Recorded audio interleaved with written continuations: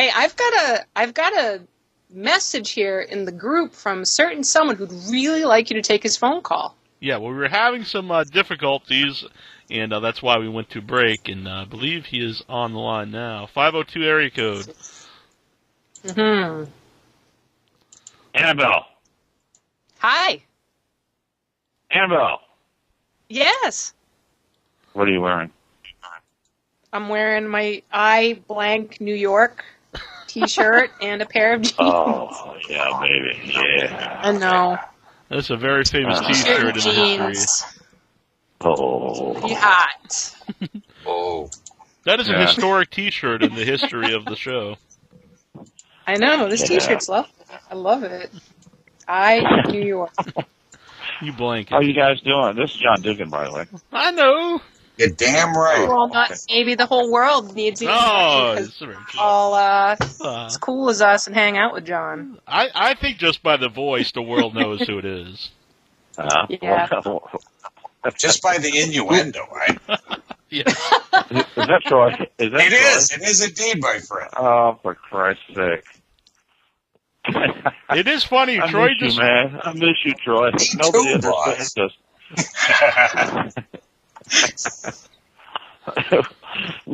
Troy and I need just to go to the land where no one understands us and be misunderstood. Actually, we already live there, I think. I think you are right. We dwell there on occasion. We need to go to the land where everybody does understand us and just be totally bored to tears. I was going to say, if everyone understood you, it'd be very boring. Let's all stand around and agree with each other. How much fun would that be? It lasts about a day. I'm tired of clothes. Let's get the hell out of this place. What is it? Porgy, not Porgy Tire.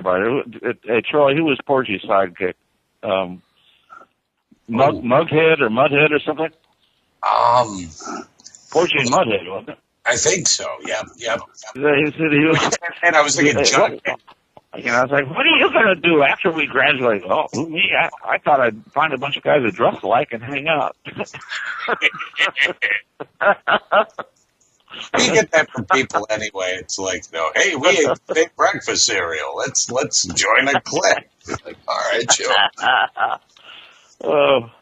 So what are you guys talking about tonight? What's the subject? Do I need to stay on subject? You have to stay on subject, but we were talking about like the shittiest villains in it doesn't have to be movies, but in cinema, in novels, literature. And Troy just brought up, it was funny because he brought up a villain that he thought was just had like no redeeming qualities, and then John Dugan called in. Oh. Well. And so it was the exact opposite of what he was saying. Is what I don't know what you mean by a shitty villain. I mean, like a really mean one, or yeah, one that's not very villainous. Yeah, I think there's a different thing here because Troy really picked one that I actually think is a good villain, but he's a villain that like is unlikable. You can't get behind the guy at all. Yeah, because he picked a villain from the original Dirty Harry, which is just this really, like, sleazy, unlikable dude. But I was thinking more villains that I just thought were shitty. Were not good.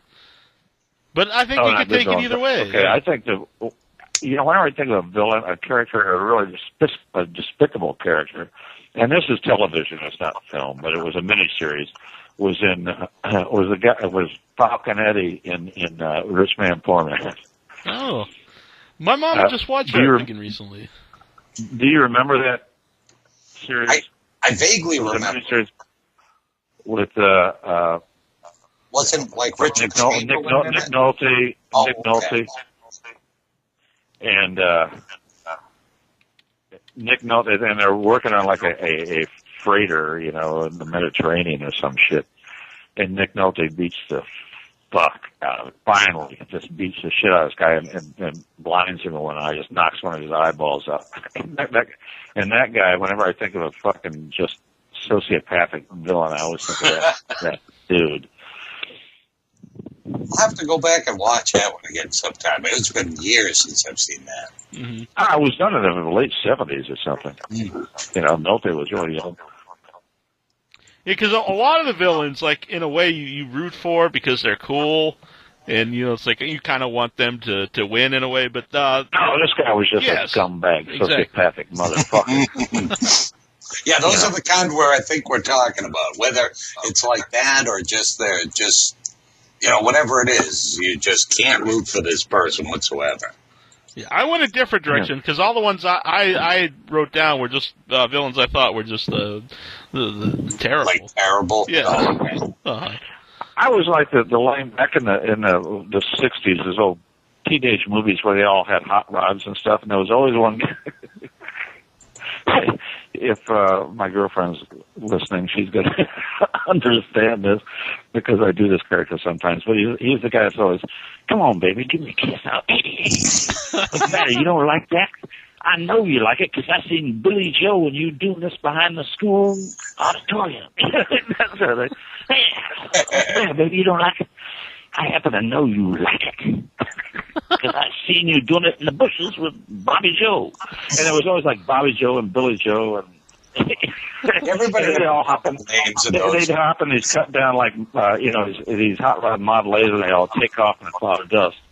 There's a party at Billy Joe's house. And everybody's just like music in the background. I love those fucking movies. Those like no name movies. Neil, you're too young, but Troy, you might remember some of those. Yep. You know what I'm talking about? Oh, yeah. Yeah, because then you'd have the one, like, beatnik kid in there and stuff. You always need a good beatnik. Has there ever been a beatnik villain? I got Randy here is writing to me. Okay. Wilford Brimley and the Firm. Okay. No, I actually felt bad for him. Like when Tom Cruise is kicking the shit out of him. I think that's why he's a bad villain. You felt bad for him? Like this old man, you know? Yeah, I think he's making me a list. I think he's making me a list. Snidely Whiplash. Whiplash. No, Snidely's the man, but yeah. Wilford Brimley, though, I think makes a bad villain because my insane roommate is standing here making an Adolf Hitler. He's got down. He's just standing next to me making a fucking list. No, it's villains, not heroes. No. Who was? I'm sorry, I called you a turd wrangler. You know I usually reserve that term for somebody really, really awful, and I called you a turd wrangler on your Facebook page. It's funny to imagine, though. It's like gator wrestling, only it's a giant crap. I think I'm going to make a video of this now. Maybe this will be an animated short. How do you make that a costume? It'll be like a Doctor Who monster. It'll be a giant turd, and you can wrestle it in like some stagnant water somewhere. Mm-hmm. Oh God, that's tough. Sounds like a good time to me. You ever had to push the turd aside to grab your cell phone real quick when it fell on the toilet? Yeah. I have not. What? Oh, nothing. No, that wasn't an actual experience of mine at all. I just made that up. So, who's a shitty villain on? Speaking of shitty villains, who is the shitty villain on yours, Annabelle? Your list. You know the movie Dead Alive. Mm-hmm. One of my which favorites. I know you and I love this movie. Yep. I love almost every single one of the zombies, the baby. The rat monkey's a little annoying, but the one that I really don't like is the giant mother puppet at the end. That like opens up the stomach. If you know that movie near the very, very end, the mother. I don't watch horror films. Dead Alive is like a comedy horror. Mm-hmm. It's not really horror. It's just it's ridiculous. It's the guy that made Lord of the Rings made that movie. Mm-hmm. But way back in the day, epic, it's just quality. I like that villain though. I like that big giant. You like the big mom? Yeah. The mom? Uh-huh. Really? Yes. Why? Why do you like it? It's so different from everything else in the film. It's just this. It's like a puppet. Yeah, I like puppets, and it's just this big. I don't know. Evil. Compared to everything else.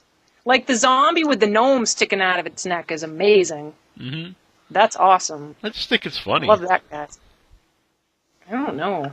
So you don't like it because you think like the special effects of it doesn't match like the rest of the movie?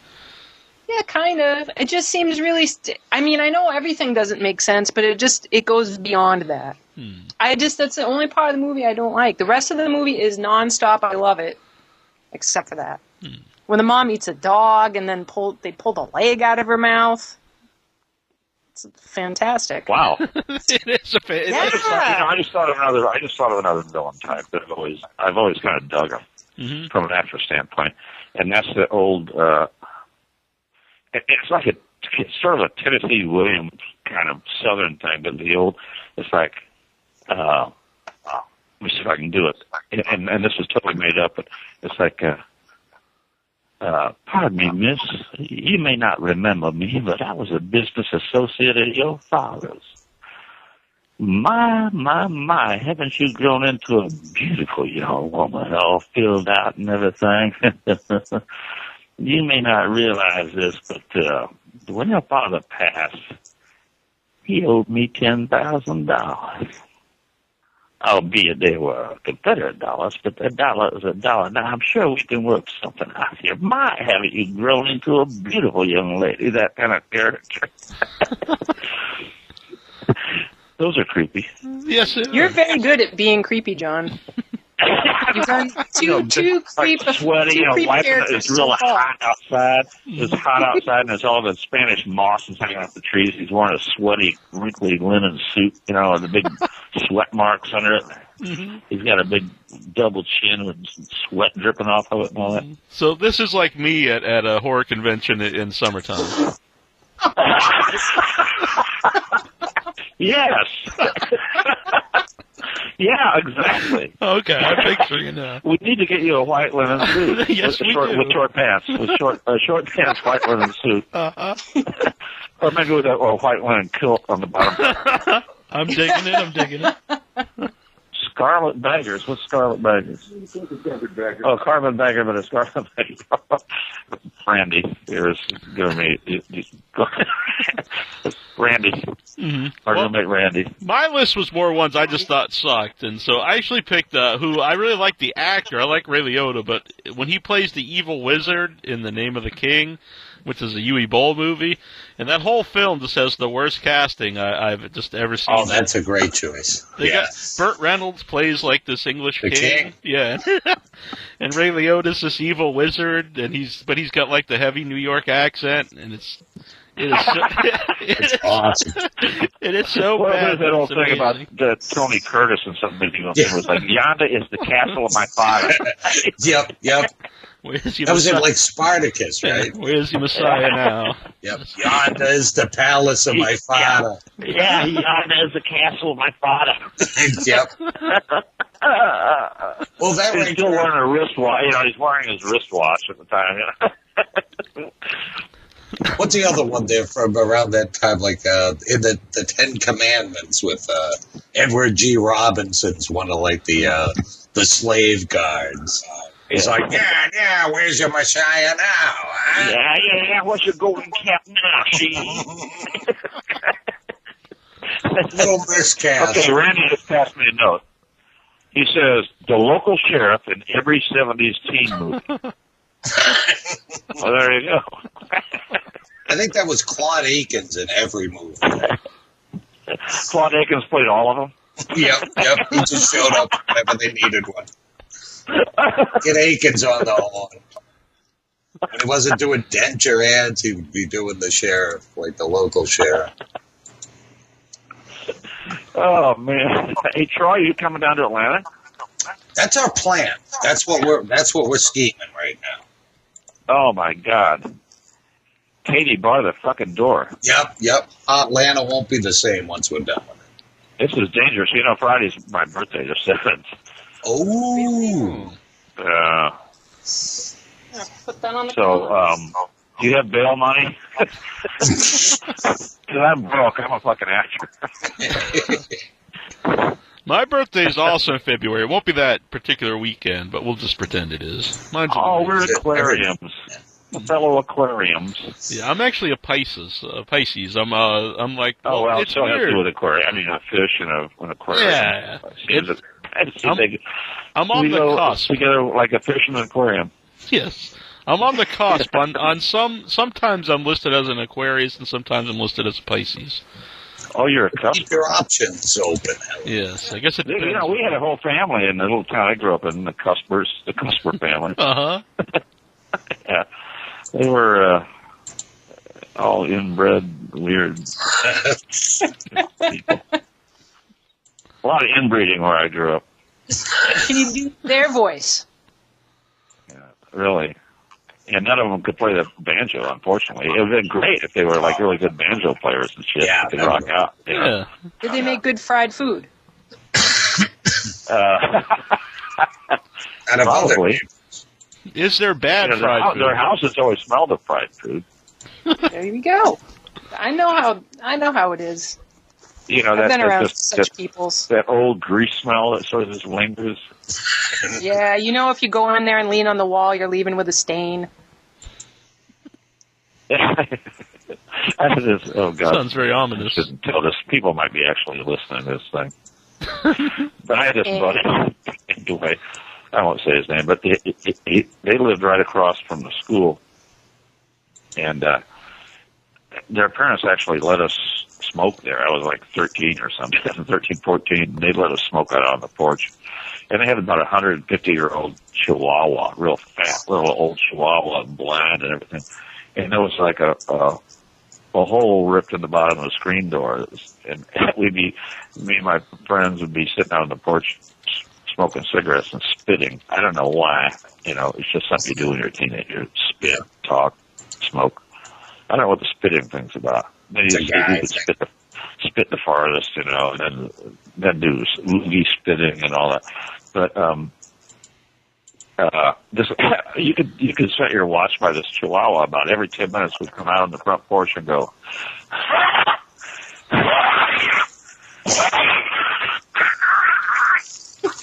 And spit, cack up all the stuff on the porch, and then lick it all up and go back in the house. I mean, that's all the time. He always cleaned up after us. You know, so that's the fourth time the dog cacked. It's time for me to go home. Dinner's about ready. We used to have a cat that would capture stuff, and it would. One time it caught a rabbit that was bigger than it, and it sat there for the entire day eating it, and like it wouldn't let you get close to it while I was eating the rabbit. Remember Troy Sampson? Of course not. Oh, yeah. And he ate the entire thing, but I don't know how he could fit it in him because it was literally as big as him, or a little bit bigger. I think he ate it all but the tail. He's just proud of that one. Yeah, and I believe he did the same thing. He hacked it all up after. He was very proud of eating it.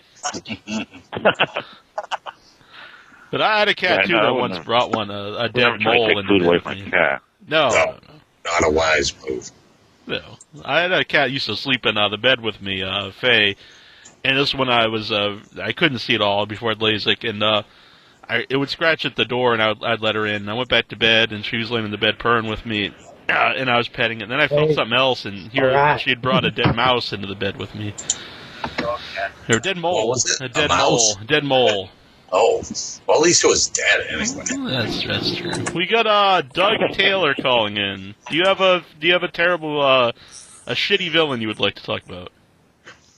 Yeah, the Baron Automatic from the cartoon Tom Slick, man, he used to scare the shit out of me. I don't know why. I'm not familiar with that cartoon, Tom Slick. It was on the George of the Jungle. It was like in between the George of the Jungle cartoons. Oh, George of the Jungle. Yeah. You know, he drove the Thunderbolt grease slapper. You guys don't remember that? But Troy and John here remember it, I suppose. Yeah, it was. He had a lackey named Clutcher. That just, when I was a little kid, I was just scared to death of it. But I hated that guy, man. I hated him. What was it about him that you hated? Just his voice, I think, is what really frightened me when I was a child, you know. But I mean, I watch it now and laugh, but when I was a kid, his voice just sent chills down my spine. And he was voiced by... wasn't Paul Fraze, was it? Yeah, Paul Fraze, and Clutcher was Dawes Butler. Okay. But it just, the voice was just, I don't know, it just scared me when I was a kid. Paul Fraze did so many voiceovers, and you never really hear much about him. You know, like it's nothing against Mel Blanc, but he was, just as prolific. Yeah, he was good. Yeah. But like I said, now, I think it's hilarious. But when I was a kid, boy, I had nightmares about him and everything. I was little, but it just creeped me out. Well, that's very cool. Thank you for sharing. That's one I'm not familiar with. I'm going to have to try to look up this villain. All right. He wasn't on George of the Jungle. He was on one of the other cartoon shows that were on the George of the Jungle show. Is that? Yeah, like one of the in-betweeners of that.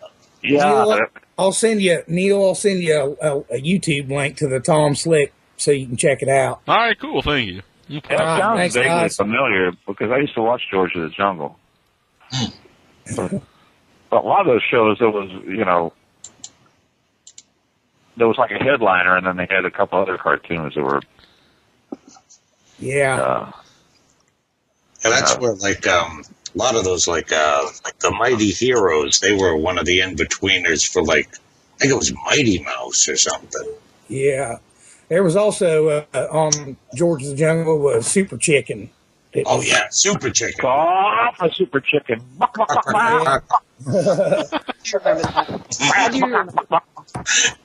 All right, guys, it was a good show tonight. I enjoyed it. You guys have a good evening.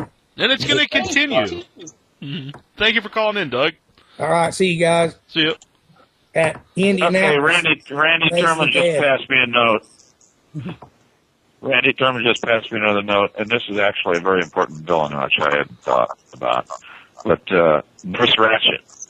Oh, yeah. Well, she ruled. She was, like, a great villain, I think. Yeah. And she, what was her, who played Nurse Ratched? That's one of the few female villains that are actually, Well, she won the Academy Award. Oh, Christ. And she did her acceptance speech in sign language because her parents were deaf. Oh, I didn't know that. Yeah. Oh, God, what's that actress's name? No, damn it. I'm drawing a blank. Yeah, but she was, I was very familiar with the book and the play. The play had run in Chicago on 11th Street Theater forever. And I had a friend who was a stage manager, and we used to sit up in the up in the booth and drink beer and do the lighting cues and shit, the sound cues. But so I was really familiar with it, and I was so impressed because she almost underplayed the role, which made it even fucking creepier. Oh yeah, she rarely raised her voice or anything. It was like Randall, How did the film version of the whole movie compare to the play? It was very, very close to the play. Very. The screenplay was very close to the stage play. Almost verbatim. Which I thought was really neat. The one problem I had with the film, I know we're a little off subject here, was that Billy Bibbett, Brad Dourif played Billy Bibbett, and he was quite young. And one of the tragic things, I think, about Billy Bibbett in the book and in the play, well, in the book anyway, is that Billy Bibbett is not a young man. Billy Bibbett is a 40-year-old man who's still under control of his mother. Mm. And they cast Brad Dourif at the time was maybe fucking 20, in his early 20s, and played him as a kid who's in control, who's under this domineering mother's control. Where the really tragic thing about Billy Bibbett is the fact he wasn't a boy anymore. He was like a 40-year-old man. Yeah. And he was still called Billy, and he was still under control of his domineering mother. And when he got caught, frolicking with the hooker, he fucking killed himself. Mm-hmm. But other than that, I thought the film was absolutely marvelous. Yeah. Yeah, I didn't know that about Michael Berryman was in that film. Yeah, cast. An awesome cast. It's weird because I like to go back and watch old Siskel and Eberts because I think it's funny to see them get so riled up about like old horror movies, but also like they disliked a lot of like classic films, and one of them like gave thumbs down to One Flew Over the Cuckoo's Nest, and I just think that's amazing for like the most well known critics not to like the movie. Yeah, you know, Kirk Douglas bought the rights to that and gave them to Michael Douglas. You know, Michael produced it. Mm-hmm. It was a gift from his father. I mean, what a fucking gift is that? Oh, yeah. You know, here, it's yours. Do something with it. You want to be in showbiz? Here, boom. Mm-hmm. Ah! Now, let's see what you can do, kid. You know. Yeah. What a rush. Do they still ever do that as a play? Does it ever run anywhere? Well, I don't know. I haven't seen it around recently. I haven't for years either. But in the early 70s, it was playing all over the country. Yeah. Like I said, it was at the 11th Street Theater in Chicago for well over a year. Louise Fletcher, Yeah, by I the used way. to hang out. I had 3 or 4 Hey, friends in the cast and a buddy who was the stage manager. And the neat thing was the stage door of the 11th Street Theater was right across the gangway from the back door to a tavern. You know, so between scenes, we'd all be shooting pool. Everybody, you know, drinking beer in between, you know, stuff. You know, you could actually, you know, I think they'd even get calls like, you got 5 minutes, you know, and you'd finish up your game of pool and your beer and you'd run over and do your scene. It was the 70s. Oh. God, I miss them. The good old days. Do you have another villain there, Troy? One of mine, like, just because of, I guess, his situation. And it's probably why I could never take the series of films as seriously as maybe I should have. And it's Jigsaw from the Saw movies. It's like Jigsaw the man? Yeah, the cancer guy that, like, you know, somehow jumps out and grabs people and beats them up and takes them away and stashes them places. I just never could buy into that whole series because of that. Well, I think the idea is that he had other people working for him that would do like the capturing of people and the heavy duty stuff. Who's the guy in the first movie? Because he's in other stuff. I don't remember his name. Oh, he's a good actor. I like the guy and stuff. I think it was the whole premise that just didn't. Well, because it does it in the first one though. When Carrie Ewells gets kidnapped, you actually see that guy jumping out, like when they have the flashback scene. It's been I have not watched them like a lot of times, so I'm not positive, but you could be right. And I think that did me in on the whole thing. I was like, you know, I've known people with cancer, and I just don't see that happening. I personally like that character, but I can understand what you're saying. I remember you didn't like the first movie at all when we watched it. Yeah. Well, I liked it all except for the reveal. And that just did me in right after that. I felt kind of betrayed after that. Mm-hmm. I think those movies, for me, after he dies, but yet he had masterminded like 4 movies worth of stuff before he died. I think that's a little ridiculous, but I liked it when he's still kicking. But that's a good one, though, because probably a lot of people disagree with you. Oh, I'm sure they do, because I know, like, a lot of the people, you know, that love the Saw movies and stuff. But I think that's why I never watched any of them after the first one. I was so disappointed, like, you know, in the reveal. Well, I think a lot of the great villains in films are characters that you don't even know the names of, and you don't know the actors' names or anything, but they just stick in your head. It's a real brief character role. Mm-hmm. You know, and they play the shit out of it. You know, I was just thinking, something just flashed to my head. Have you ever seen a film with Gene Hackman and Al Pacino called Scarecrow? Have you ever seen Scarecrow? Mm-hmm.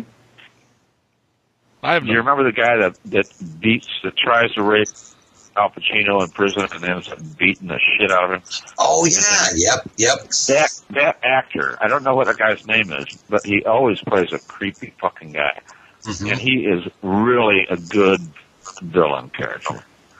You know, and then the Gene Hackman character goes back and beats the fuck out of him for beating Al Pacino up. But, and it's one of those marvelous character actors. You don't know his name. You know his face. But you've seen him around. Yep. Yeah, you've seen him around. He always plays some fucking just sleazy ass motherfucker. You know. Yep. Yeah, so I think a lot of the greatest villains, nobody even knows who they are, unfortunately. You know? Mm-hmm.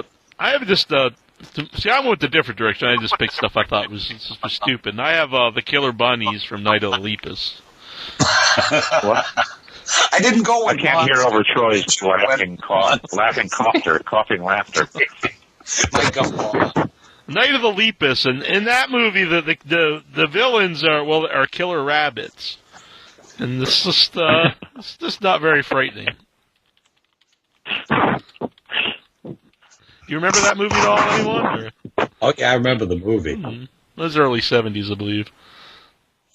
I don't recall that. It's not particularly good.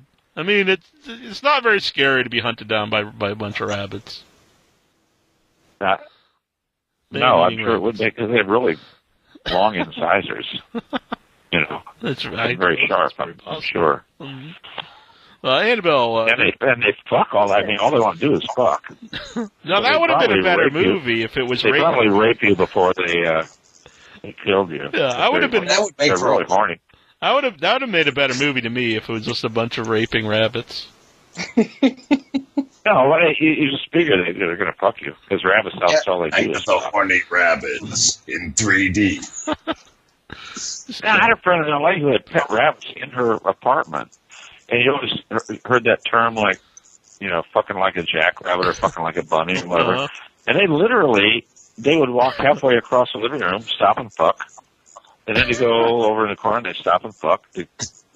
And I was like, God, I love my bunnies. And she just had them in the house. Uh-huh. And then they'd poop these little round pellets on the floor, and she just pick them up, you know. You're like, those rabbits really are strange. Fucking like, oh yeah, I guess so. That's where the saying. But that was L.A. in the 70s. You know, we were all kind of, God, what a good time that was. Oh, crap on the floor having people picked up after you. Troy, do you remember the Gendrons? Jason Gendron, and I probably should have said their names, but do you remember them? I'll blur that out later. Troy, do you remember that? You do remember them, right? Oh yeah. You don't have to worry about him. He's gone away so long. He's in prison. But his and I was over his house one time, and I used the bathroom, and they had the bathtub there, and it was filled with chickens. They had pet chickens, and they kept them in the bathtub. I hate chickens, dude. Chickens are the worst, like, critters to have around. Mm-hmm. But they're mean. They're fucking mean as hell. Roosters are the meanest, like, creatures I've ever seen. Like, pit bulls are... I had one on my table out that I would get my bicycle going really, really, really, really fast and just toss the paper as close as I could to the door. That motherfucker chased me, nipped my wheels. They have those awful burgers working and stuff. And they have no loyalty at all. You could raise one from an egg, and they still would just beat the shit out of you whenever they could. We had pet chickens for a little while, didn't we? Yeah, that's why I know this. I'm glad we eat them. I'm glad I like to eat them. Yep. I hate them. Too. That's why, like, I love all critters, but like I can understand cockfights. I can kind of understand that. You mean chickens? Yes, indeed. I'm starting to wonder. I wasn't going to bother you about it. I was a good setup man on that one. Yeah, they got to give me props. Oh, I called just the right time. We've got Amanda on the line. She hears she hears cocks and she calls right in. That's right. I knew it. Okay, Randy just passed me a note. Super villainous. Anne Robinson from The Weakest Link. That British chick with all black. Yeah, she's horrible. Yeah. You are the Weakest Link. She was a terrific villain. We got Randy's on it now. Someone should cast her. So, Amanda, you've never met my roomie, but he's a fucking trip. Yeah. By the way, Charlie, he has like a complete anthology of the Parsonage Theater. Oh, bring him along. Oh God, we could just riff all night, bore the shit out of everybody. Yeah, that's actually how we met. Isn't it? We'd have a could group live all night on Friday night. but outside. It would be great. You know, it's. I don't think I've seen you. I don't think I've seen you, Troy, since Peter Bergman died. Anyway. No, I don't think so. No, I think the last time I should have called you. We could have had a few drinks and cried. Oh, hell yeah. Yeah, I think last Indy was the last time Troy and John were together. Indianapolis last. That was last July. Yeah. Yeah. I don't know. Whatever happened to that? Do you remember that fucking live show we did from that long table in the hallway? Yeah, I still That have was that. awesome. I still have was that. Fucking Egypt that kept walking up, really loaded guy, and I asked him, I started asking him questions about if he was a skateboarder and all that shit, and we got whatever happened to that? I have it. I never heard any of that. Yeah, stuff. I still have it. I should. I need to get it edited and put it up there. It'll be like a year late, but that's all right. I was acting like a pro that night, though. Everybody that was coming by. I remember. I don't get mad off, but I was actually getting mad because like everyone was just getting in the way of the camera, and I was like. Yeah, these fucking oafs would just wander by and just stop and stare into the camera. There's 5 of us at this table. Like, you don't think we're doing anything? And there's a camera right there. It was great because there was a guy and he had like his Viewmaster. They'd stare into it. They couldn't see something. He had his pants like way past his boxers, like almost to like. And John was just like, "Do you skateboard?" He was just like, dumbfounded that that John would possibly know that he was a skateboarder. Oh God, it was obvious to me he was a skateboarder. You were a mind reader. I bet you skateboard, don't you? Well, how do you know that? Dude, how'd you know that? Yeah, I have to. I've got a lot of stuff I need to put up there, but that one should be seen. That was a fun night. Yeah, that was a classic night. Yeah. Or at least it was when I was good and liquored up. I don't know. Like, we'll have to watch it now. It was good at the time. Exactly. Yeah, it was. It was at the time. I was completely sober. No. That was the night that John slapped me around afterwards. Actually. Oh, that's true. I slapped you around. Yeah, it was outside. I was just being kind of an ass, like, and then you started slapping me. And, I want to hear about that. What happened? It was pretty I awesome. started slapping you. Yeah, she was like, you were like slapping, like hard in the arm. You just, and then you just burst, and then we just kind of burst into laughter.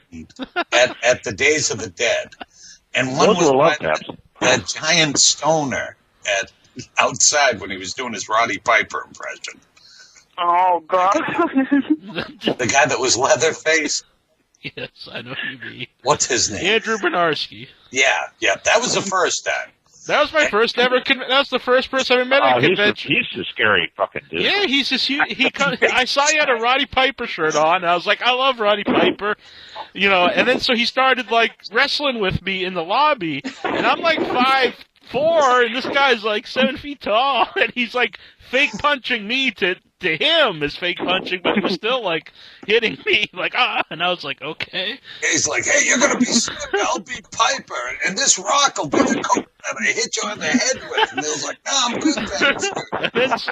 And then he took a bump though for me, like he took a flat bump like a wrestler in the middle of the lobby, just fell onto the ground like I'd hit him, and I was like, this convention's awesome. But that was the first time. And then the second time was the night that John started pushing you around outside. Well, that was just, it was very funny, because then we just burst into laughter.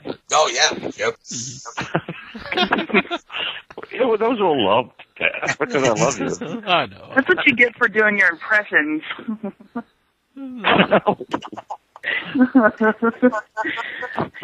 Neil, can you do it now? Impression of who? Do your impression of what you were getting smacked around for. I don't remember what I said. I think I was just saying something something stupid. I was being an ass, basically, kind of what I do normally. There's been many times when we were doing dinner in a movie where Annabelle wants to hit me.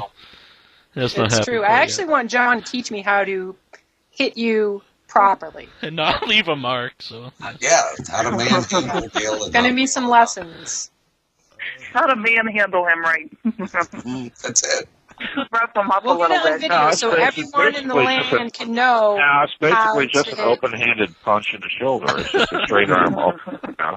I want You to do one see it. shoulder, and the other one, and the other one, and the other one. There was Gave him a 100-hand slap. It was like the sumo wrestler from the old video game. It was pretty cool.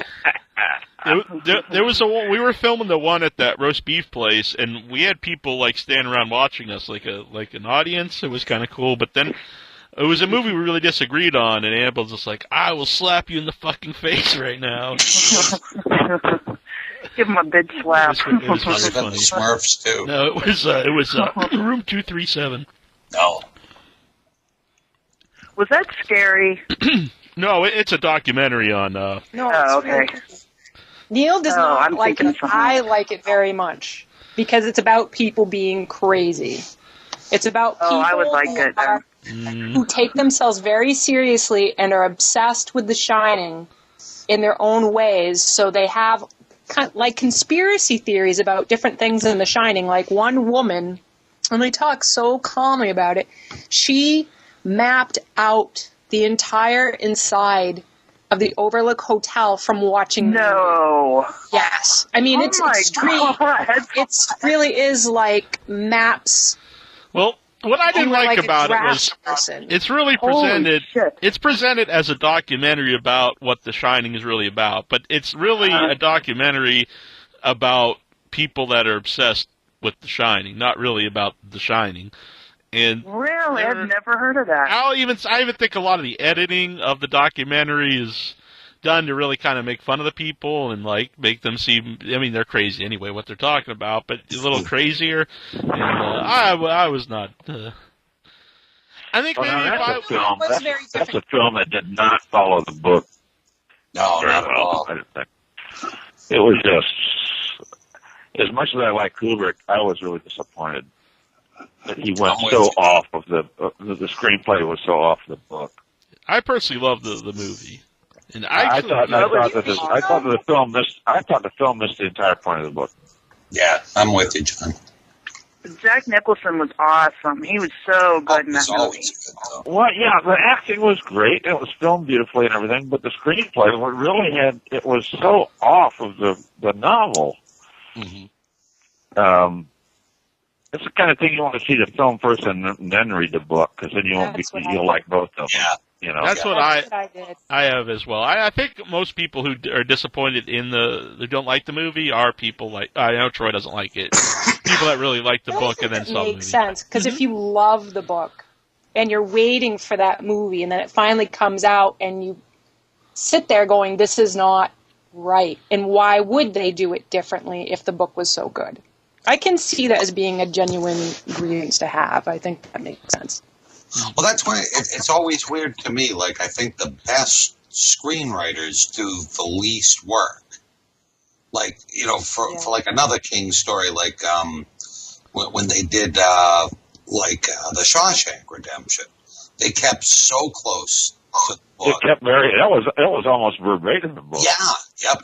And when you think about it, like Even the fucking dialogue, you know. much at all, you know. Just kind of keep it the way it is, and you're fine. That's one of my favorite Stephen King movies based off a novel. That was Shawshank Redemption. Shawshank, yeah. That's weird. Shawshank's awesome. When that came out, the critics That like and the Green Mile too. I love the Green yeah. Mile. When Shawshank came out, the critics really panned it, and now it's like considered the classic. Well, it is a did that with a lot of things. I never read the story that the Green Mile was based on, so I can't really say anything about that. But I love the film. See, the Green Mile was cool because, like, he did it kind of like old, like Pulp. It would be a monthly short, and so you had to wait like 6 months before the entire thing was out. So I remembered it was kind of like being a kid waiting for comic books. You know, you're like, oh man, it's the first of the month. I got to go get the next installment. You'd run and you'd grab it. And it was a lot of fun to do it that way.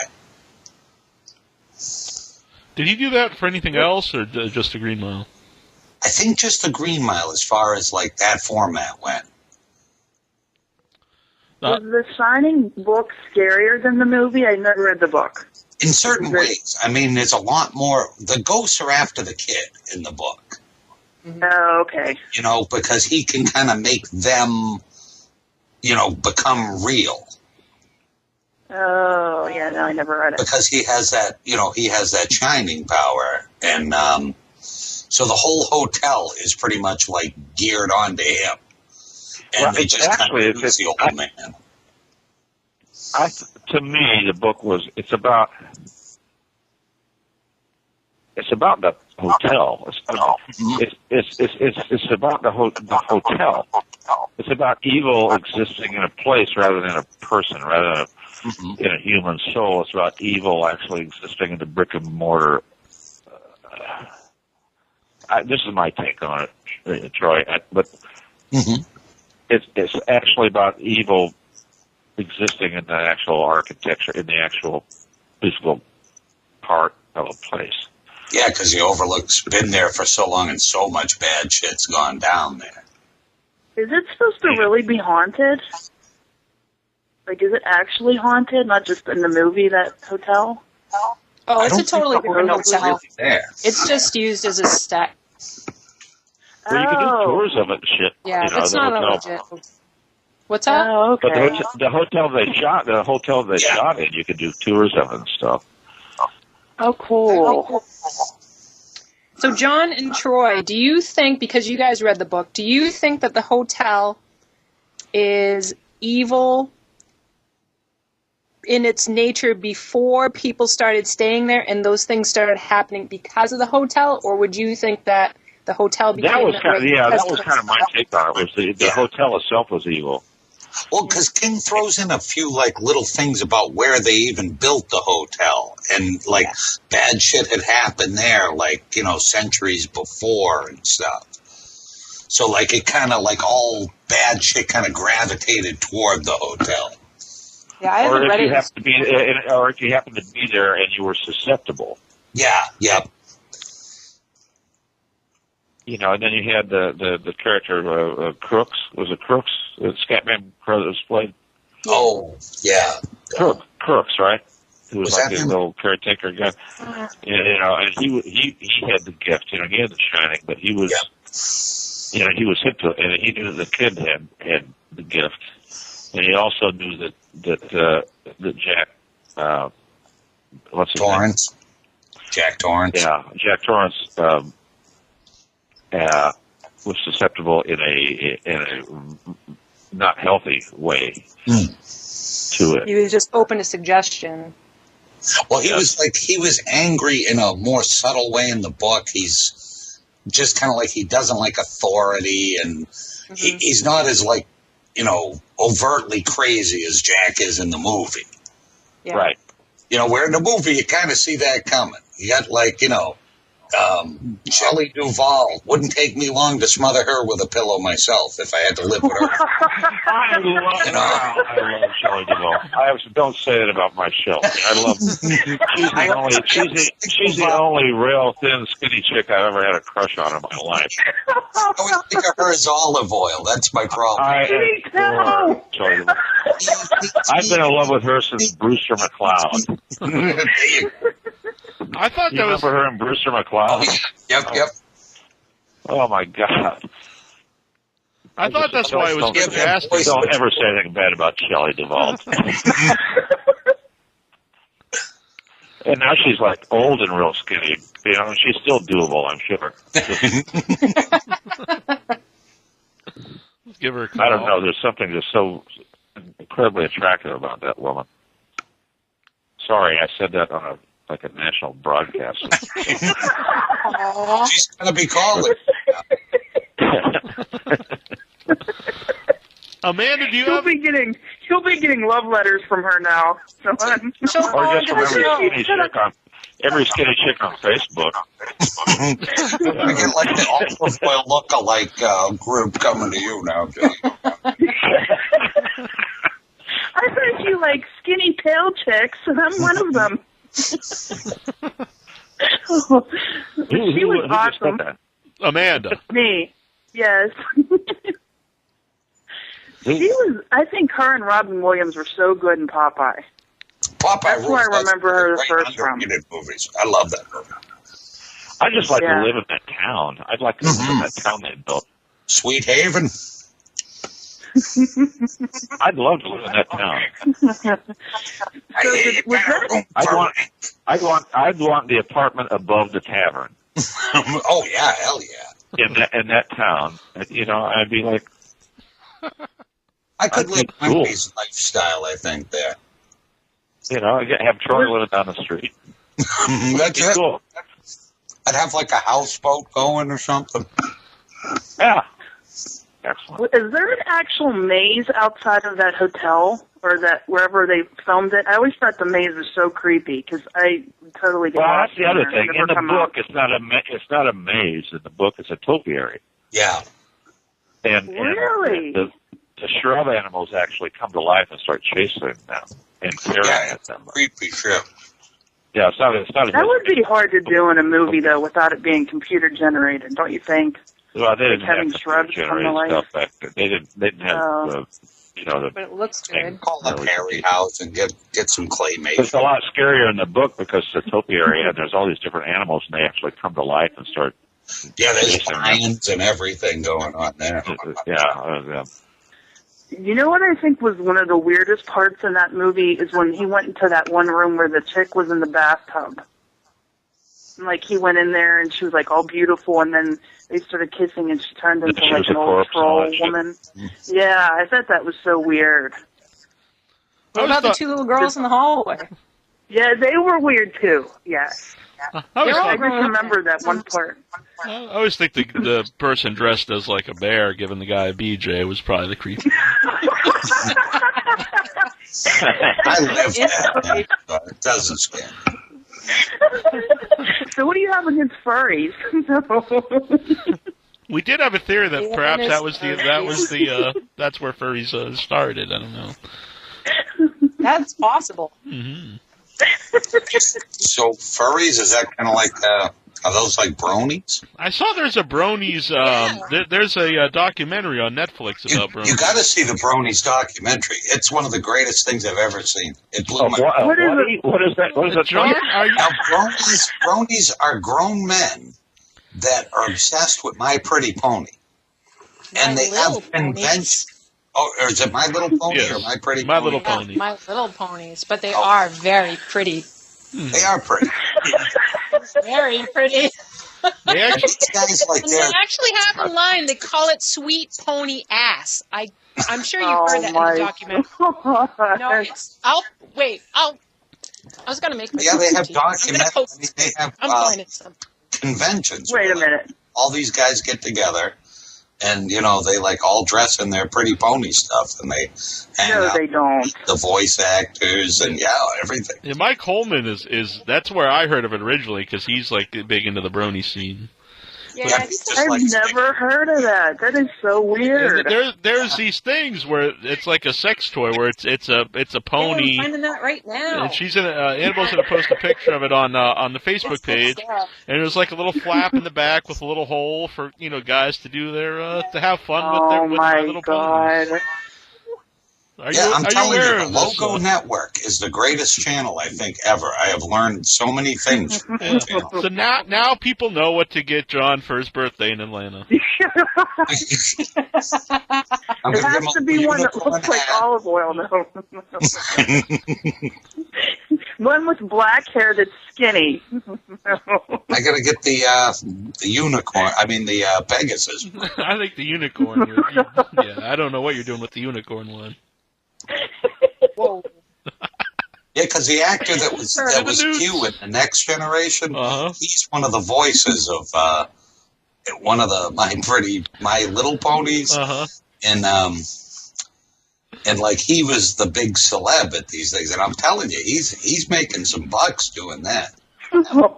Wait a minute. So it's all men that go to these. Like they're men that are with men. To everybody, but like there's this huge cluster of guys, and they're called bronies, and they're obsessed with it. Yeah, that's why it's called brony, because weird. it's bro pony. So it's a guy. Oh my thing. god! I don't think generation of the cartoon. Like I guess, and I didn't even know it existed.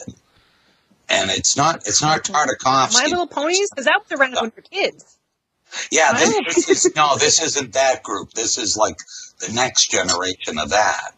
Oh yeah. Because I had a person I know show me that, and I wasn't into it and didn't really understand why they were into it at the time. Well, there's a lot of 40-year-old guys into it. Yeah. That is so weird. Oh, that's so weird. This is this is a double whammy. This person is furry and a LARPer. If you're familiar with the term LARPing. I love me some LARPing. Live action role playing. It's a whole. So LARPers are a whole other breed of people, and furries are a whole other breed of people, and they watch My Little Pony. Oh my god. It's pretty weird. It's pretty strange. That'll be my luck. I'll fall in love with the guy that's one of those. I don't think that guy would fall in love with you. She's like a Very pony. happy with their ponies. Uh-huh. Maybe they'd have you dress up like a My Little Pony. Then you'll be okay. I'll be like, I have something I need to tell you. So Amanda and anyone else that's curious, right now on the Facebook page, you can look and see in the feed of comments just what we're talking about. Yeah. Are you looking at that, Amanda? So, You checking that out? Oh, you gotta look. I'm afraid to.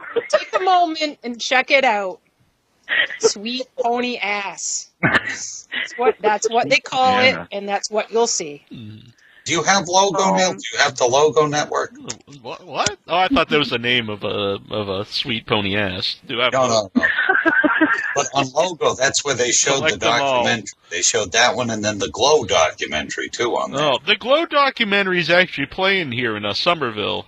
Dude, it's dynamite. I loved it. I loved it. It's sad though, because some of the chicks are in rough shape. Mm-hmm.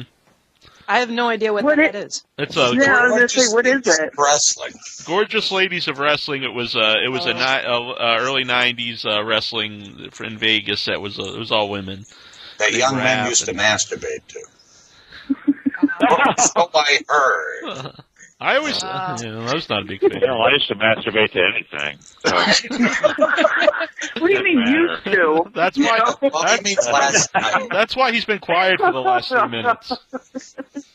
Trying to act like you still don't. Or reading an interview with Patti Smith one time saying, God, I don't know if she was just being provocative or it was true, but saying when she was a teenage girl, she used to masturbate to pictures of Nazi atrocities, war atrocities. And I thought, and at that moment, I fell in love with her. I thought, I was going to say that's. But doesn't everybody do that? I thought it was just me. That's awesome. Well, I always remember Crumb talking about Robert Crumb always said that his early days, because it was kind of hard to get like your hands on some good like skin mags and stuff, and he'd masturbate to like Bugs Bunny cartoons if he was dressing. He wasn't that sexy ladies in those cartoons. Every once in a while, Bugs Bunny does a little, puts a little lipstick on. Yep. Pretty hot. That's when Crumb would be running to the bathroom. Put some lipstick on. You guys, I gotta take a break. Yep. Well, you've seen the documentary, have you? Oh yeah, about Crumb. Yep. Yeah, how he likes. He has a legendarily huge cock, and he likes piggyback rides from women. Well, it's got to be not a figurative piggyback ride. I mean, a real piggyback ride. That's another great documentary, though. Like, if anyone hasn't seen Crumb, you should watch it. It's great. Yeah, it's streaming on Netflix too, I believe, right now. One of my personal. You guys watch the good stuff.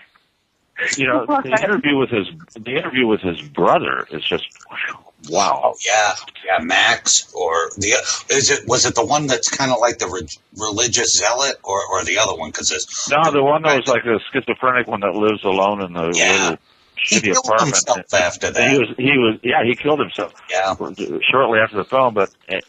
Think of how dirty his fucking feet were because he was barefoot. Oh yeah, yep. And I was like, oh my god. He never left his house. So I'm thinking he got all this dirt off this carpet that he's never vacuumed or something. Yeah, you probably got. Apparently, he was a very talented artist as well. Yeah, both brothers, all three brothers were. Yeah. So somebody posted. My thoughts. Maybe you guys will know this. Somebody posted on Facebook that there was a guy caught. Maybe this is like a whole other sexual revolution thing. He was having sex with a couch. A couch?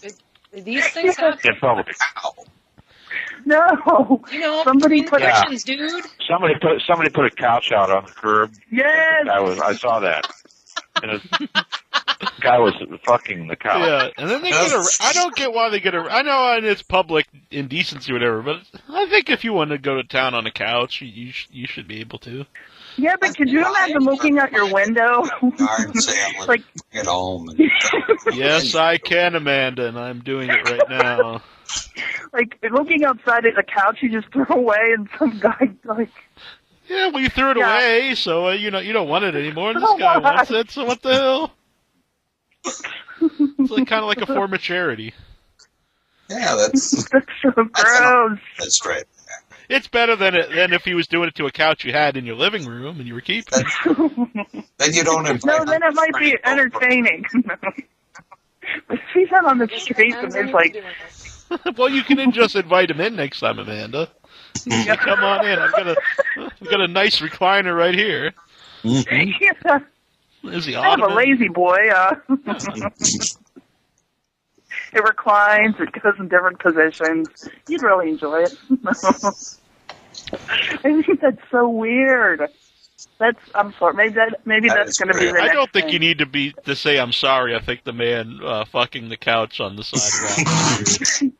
Well, I didn't want to, He's beyond anything dirty on this show.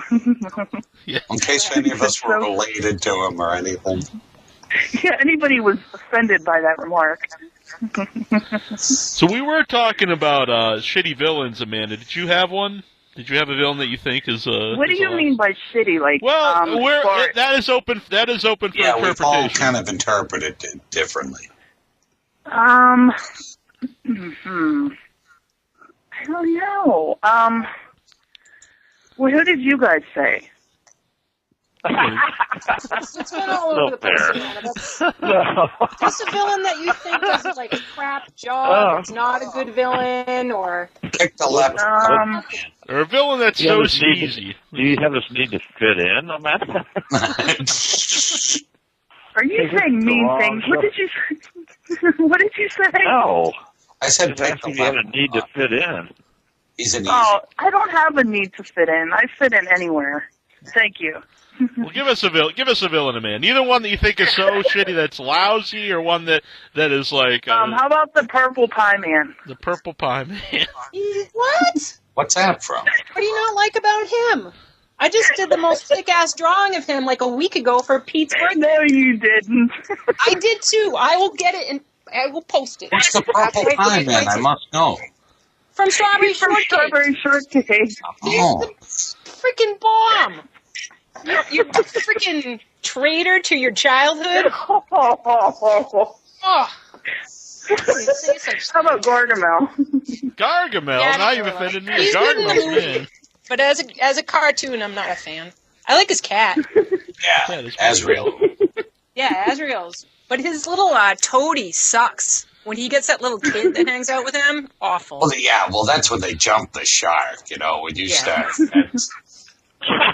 That's just not good. If we're going more towards the villains like John and Troy picked, I think the villain in the Judge was it Judge Turpin?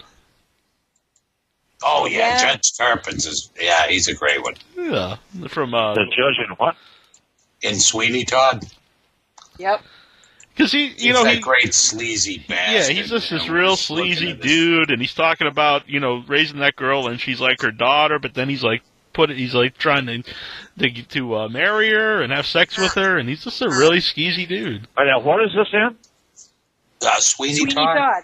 Like in the Oh, movie. it's Sweeney Todd. Yeah, Sweeney Todd Oh, in the the play. play. Yeah, the play. Yeah. We went to see the play last year. The guy who Yeah, played it was him was fabulous. tremendous. Yes. That whole cat. Well, I mean, if you want, well, that's not really historic. But if you want to go back, how about Cromwell?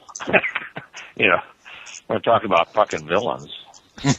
As a human being? You know, how about Yeah, I know all about him. him from Monty Python song. He's a terrible guy. You know I do. about, That's you know how I learned about Cromwell from Monty Oliver Python? Okay, how about Cardinal Richelieu then? I probably learned about him from Monty Python as well. The Knights I of know. St. I love it. He's got a hand mic and he's chewing gum. That bit. We?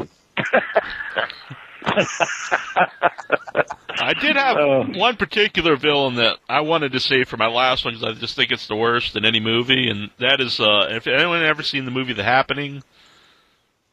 The Happening. I remember the song. And it's the villain in it is like basically trees or nature is like killing people, and that's to like a Shyamalan one. Yeah, and to be scary, like literally bushes like shake in the wind, and that's supposed to be like to scare you, and it's just it's laughably bad. Well, Shyamalan just turned into like a dumbass. The Happening, wasn't there something? What was the one? No, I'm thinking of something else. Oh, The Party, maybe with Peter Sellers.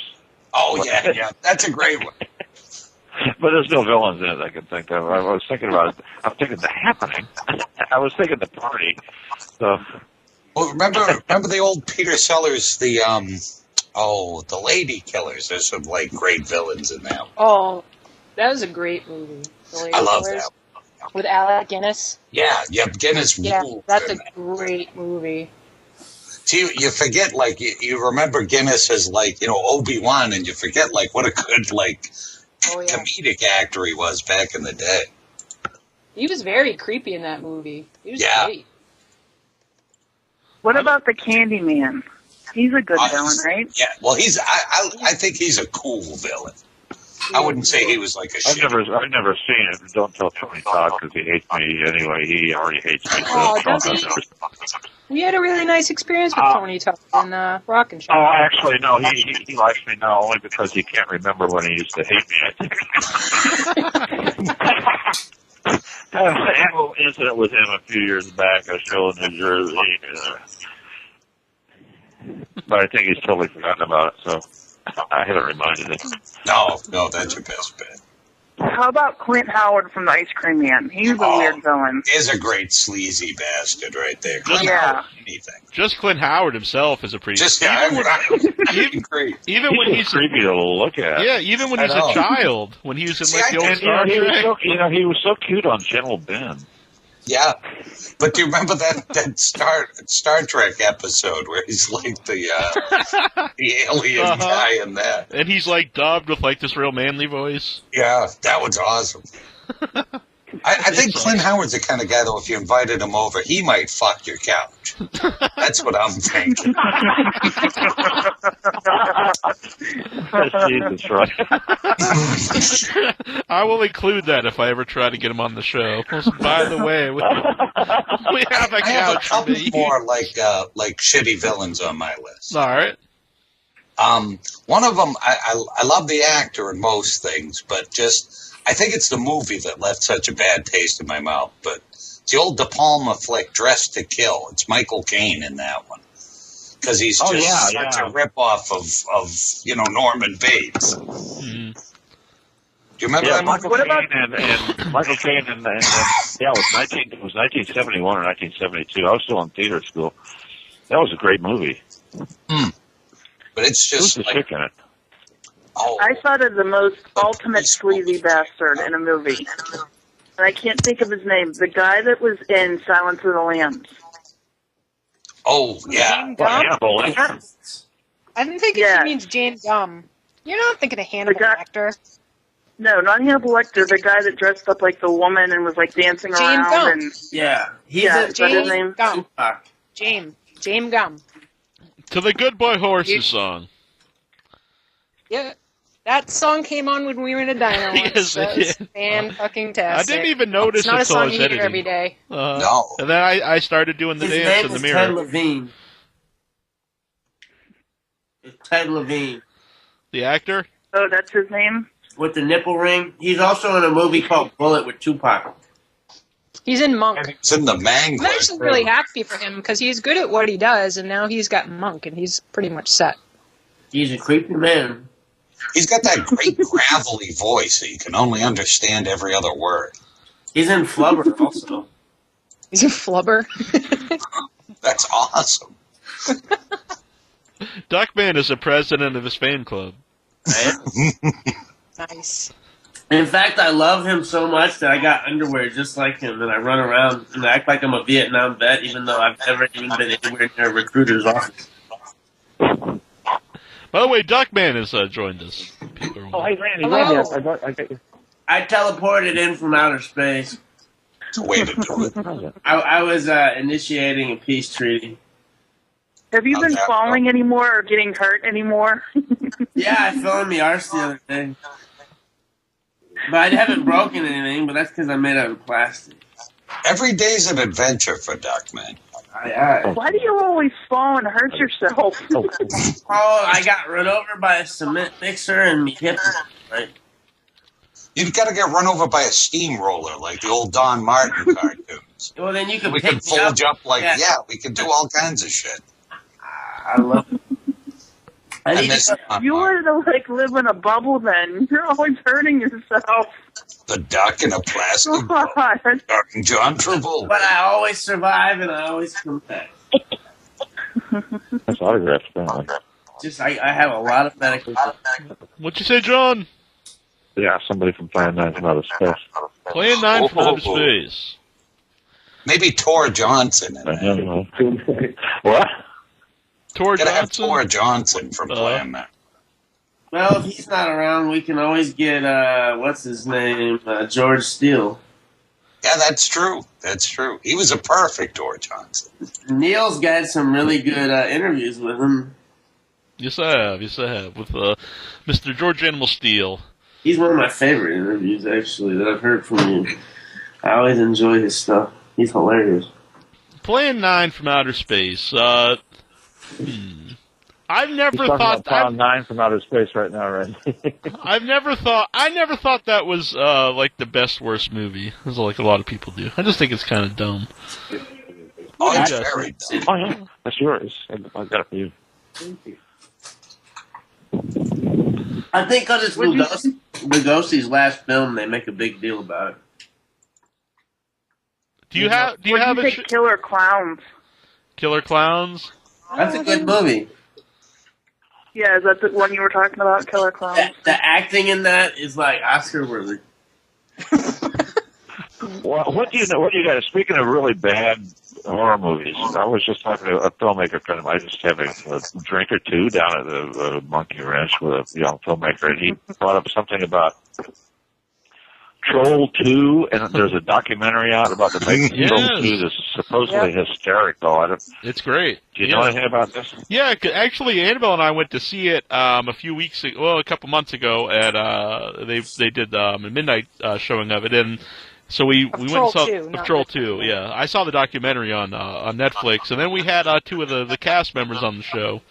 That's up on the website. People listening without your head. A month or two? Yeah, maybe 2 months ago. It was a lot of fun talking to him. But Troll 2, because people talk about movies being so bad they're good, and maybe they'll have like a scene in it that is laughable or like very memorable. But basically, from the beginning to end of Troll 2, the whole movie is like that.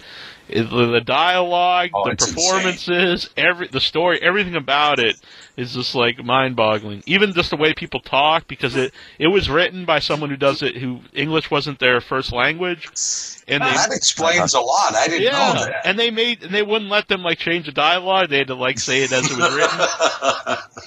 That's hilarious. It's really a movie that has to be seen, and the documentary is great. It's best worst movie. Yeah, and it that follows is a the good people. one.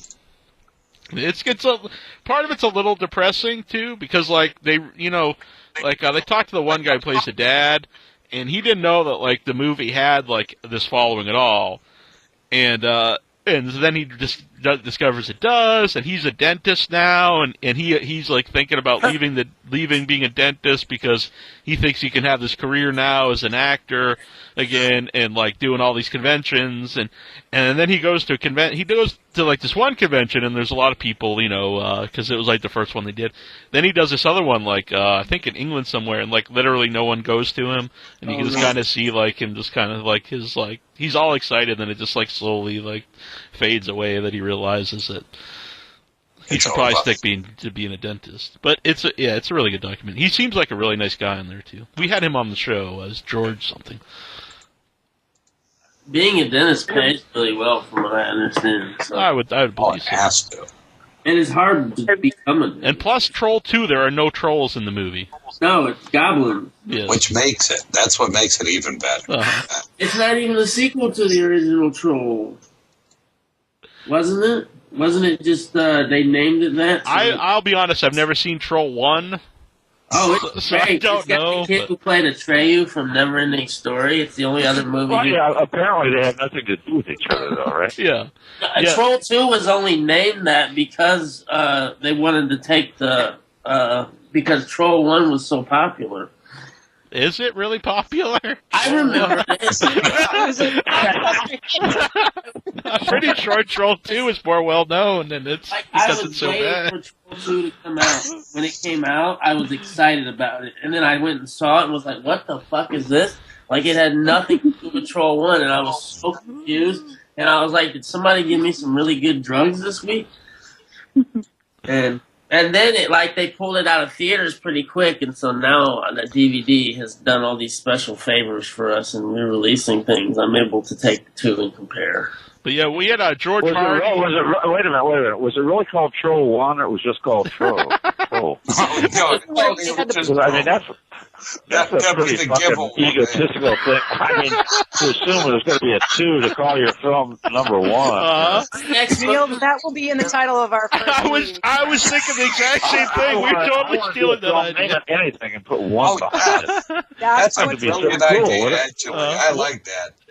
John, if Annabelle and I do a movie, or will you be in our movie? We'll make sure to call it Part 1. Just call it Part 1. It'll just be Part 1. Well, wait a minute. Mel Brooks did it with History of the World. Oh, yeah. And then he never did another one. Yeah. I hate that fucking movie. Really? He did History of the World Part 1 and never did the second one? Yeah. Yes. It sucked because it would have been cool if Richard Pryor had been in it, because, he helped write it. Oh, he did? Really? Because most of the Mel Brooks movies they did a lot of writing together, those two. Yeah. And so they got Gregory Hines to play the character. Blazing Saddles, Richard Pryor. Yeah, because I believe he wanted to be in the movie too, but they went with different actor. Well, no, he was sick. Studio. Come on. Has anybody seen Just real quick, still before we get off Troll 2, I just want to mention you can go to the website withhowyourhead.com, and it's an interview with George Hardy, who plays the dad, and Deborah Reed, who played the Goblin Queen, and that was the November 24th. Yeah, she was great. So it's very funny. Okay, can I ask? But it was funny because when we started the interview, we always tell people beforehand, you're free to say whatever you want on the show because, sometimes you can't swear in certain shows, but you can here. And they were just like flabbergasted. They were shocked that they were like, swearing? I don't think we have to worry about that kind of thing. Yeah, it was real. I think their opinion of us dropped instantly. Awesome. They're not the swearing type, and Neil and I knew we were both thinking the same thing, like, oh. Shit. Or oh fuck. Or motherfucking shit. Yeah. I don't work. So we have to like try to watch our language. It's like being with your grandma. Blue. Yeah.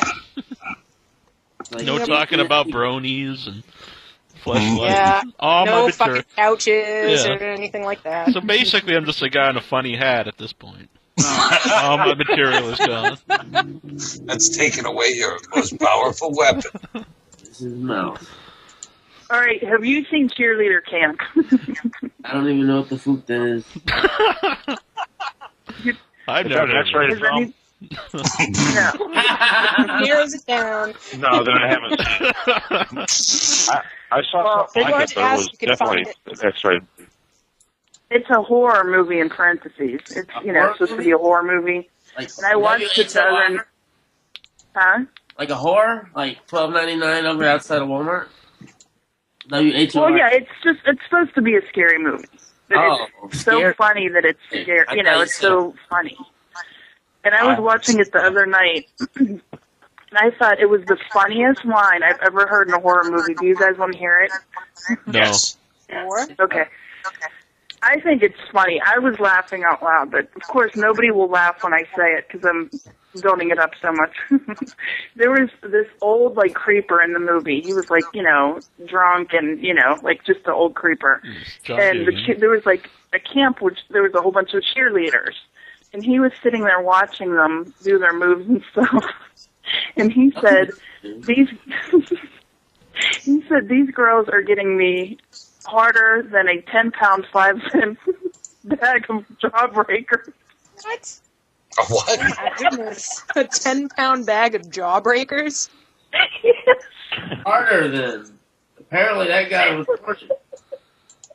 That would make it a I knew Jawbreaker. nobody would laugh. It was hilarious, though. He could literally call that. He could literally call that a Jawbreaker at that point.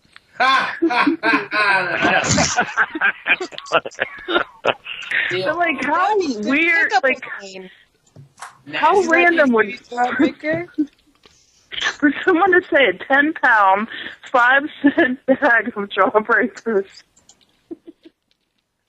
I guess that's really hard in the South. Somebody that is listening is laughing. I know it. But not necessarily with you. It's either that or No, but- the crisis line. Anyone else have a shitty villain before we wrap up the villains? Yeah, I've got mine. I've got basically every villain that's been in any movie we've seen the past year. And you know it's true. And on top of that, Hellraiser, the CD disc Cenobite. Oh, he was the You man. know. He's the man that I want to punch. So that is a terrible character. I don't know if he counts as a I don't villain. remember though, that. because he's so Did he minor. do anything? Which one was that? 3? It's number 3, I think yeah. that was 3. Yeah. Mhm. Yeah, and the Cenobites come to Earth. Yes. It's the one where Pinhead's stuck in like this big sculpture. Okay. And some assholes. That's right. Yeah. I thought Yeah. Yeah, it's like this artist who's bringing him back to life or whatever. Yeah. He was like a descendant of the guy from World War II that made the box or something like that. Yeah, that movie was so hyped. I remember when I went to see that in the theater and was just kind of disappointed. It seemed so silly to me. Yeah, it is totally silly. It's very sad. Yeah. And really, I know pretty much every villain from the past year, but the Annabelle doll, terrible. One of my least favorites, too, is, I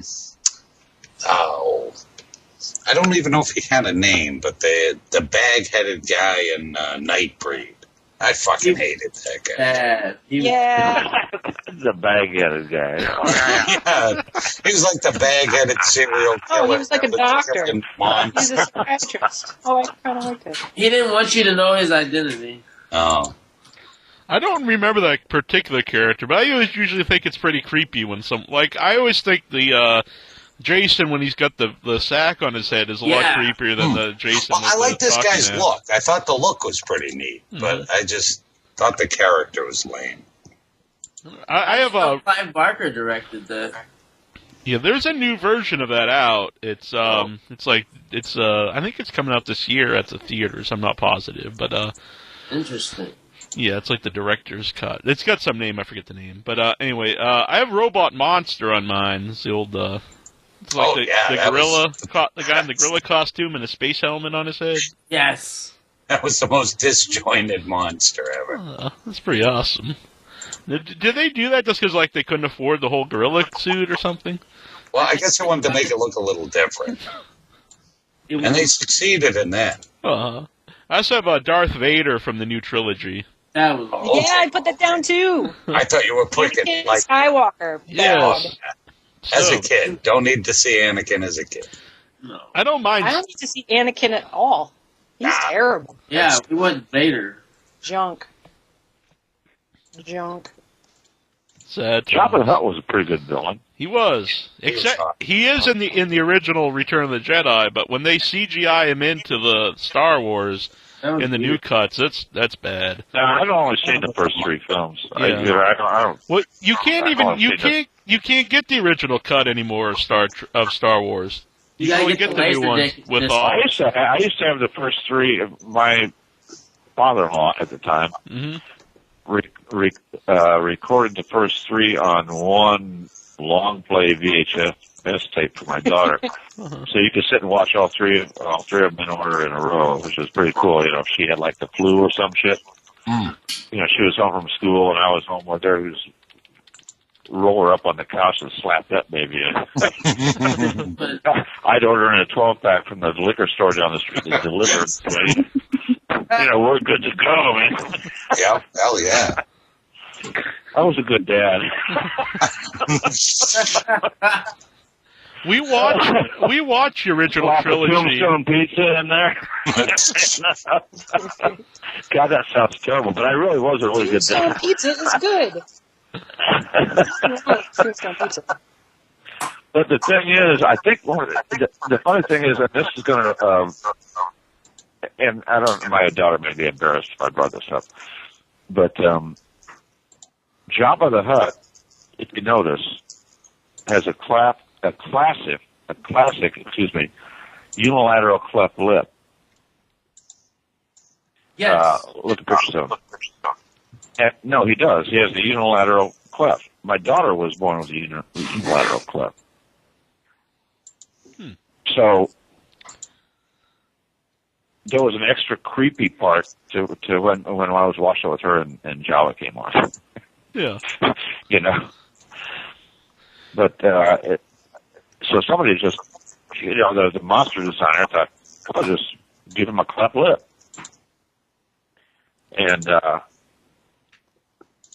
I didn't mean to get all serious on this, but you know that there was a connection there.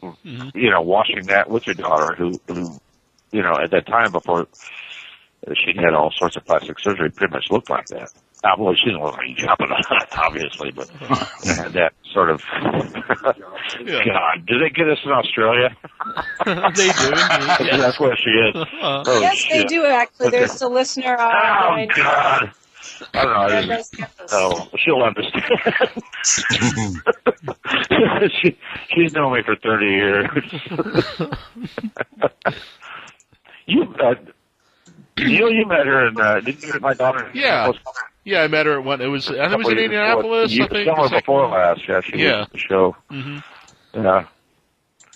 Well.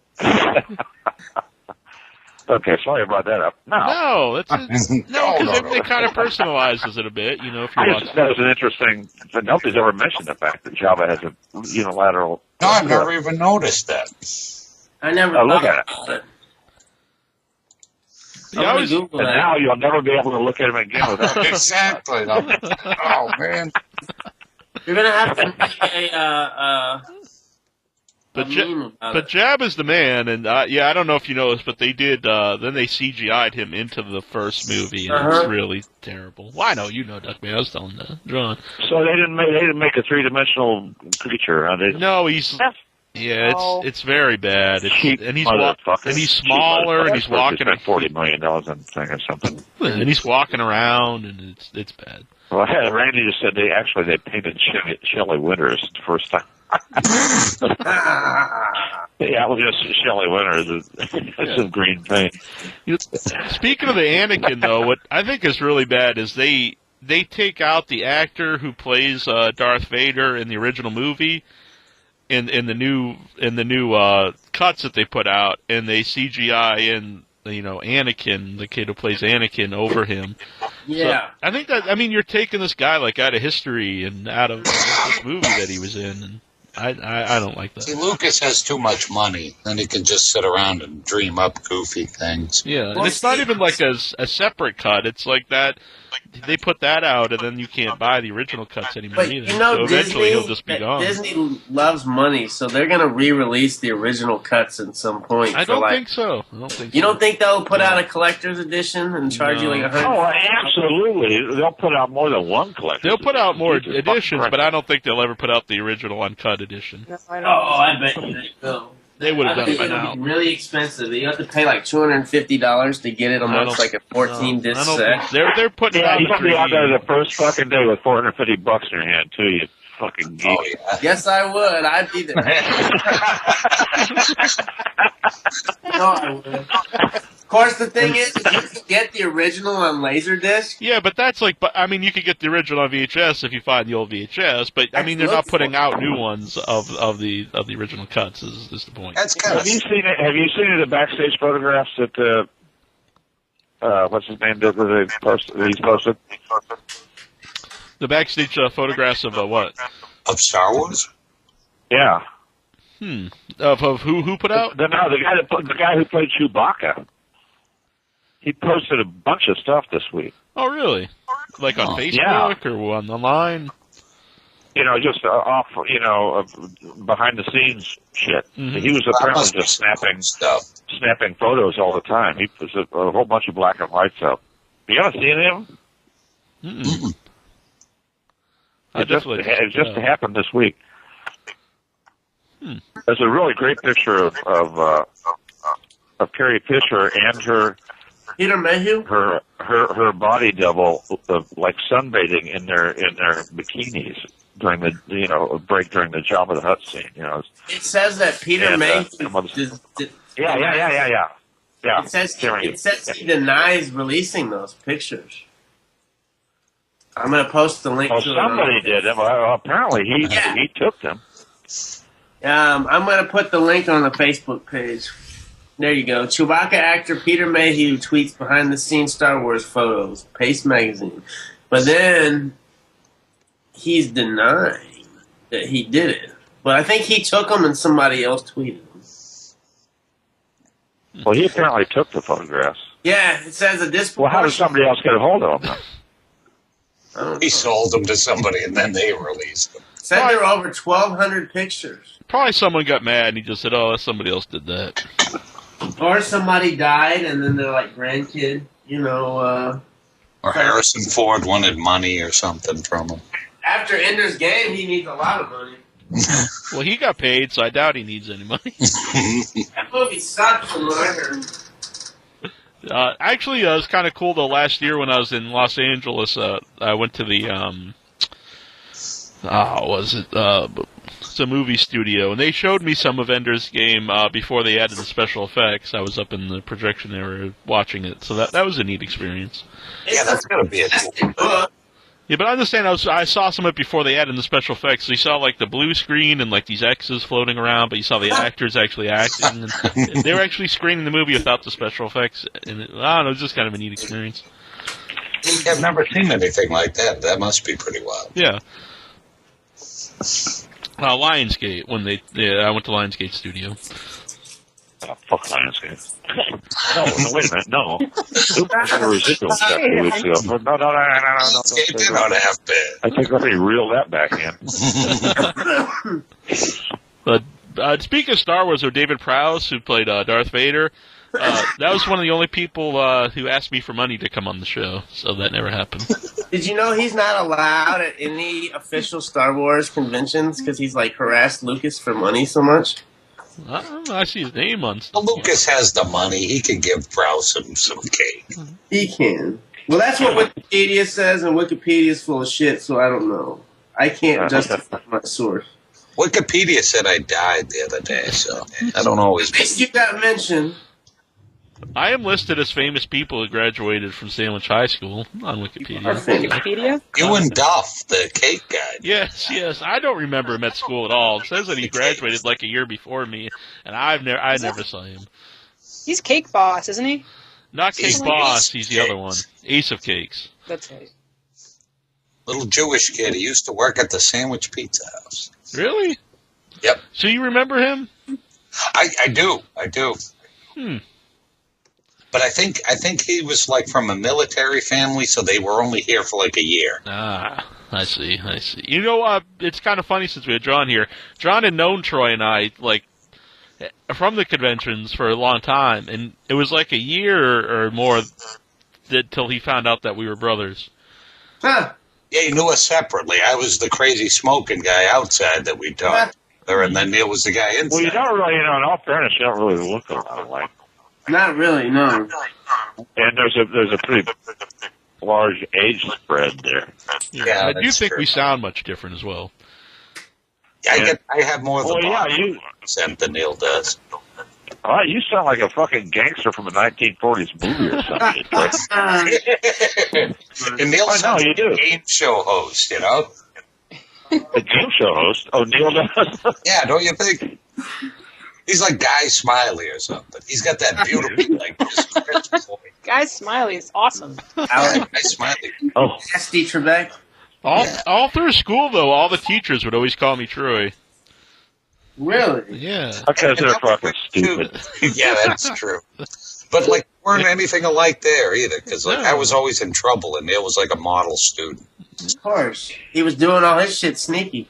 Yeah, he was sneakier than I was. I was in chess club. Those wild kids in the chess club, man. Yes.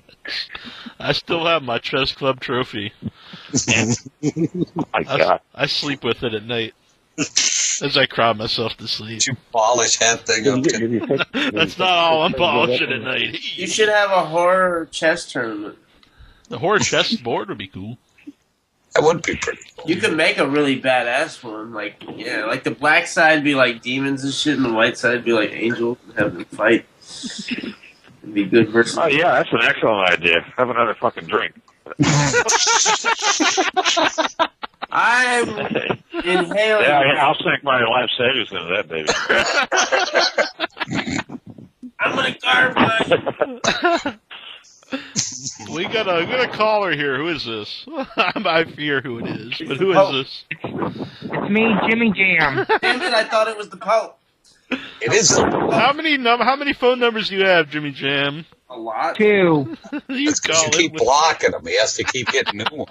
Jimmy Jam, what's your favorite bad villain? Joker. What? I don't Joker think he sucks. understood That's a good the idea. question, What's You gotta bad? rephrase that, man. What's the worst villain? What's the shittiest villain? Skeletor from Masters of the Universe with Dolph Lundgren. Oh, it's Frank Langella, though, is Skeletor. Frank Langella's Lex never Luthor from Superman. That's right. He sucks, too. Gene Hackman, he's no good. Maybe met Kevin Spacey. All right, fuck that Kevin Spacey. He's no good. Neil, Yes. I want to tell you, I got 2 CDs this week, and they have music from horror films on them. Oh, really? What horror movies are on these said CDs there, Mr. Jimmy Jam?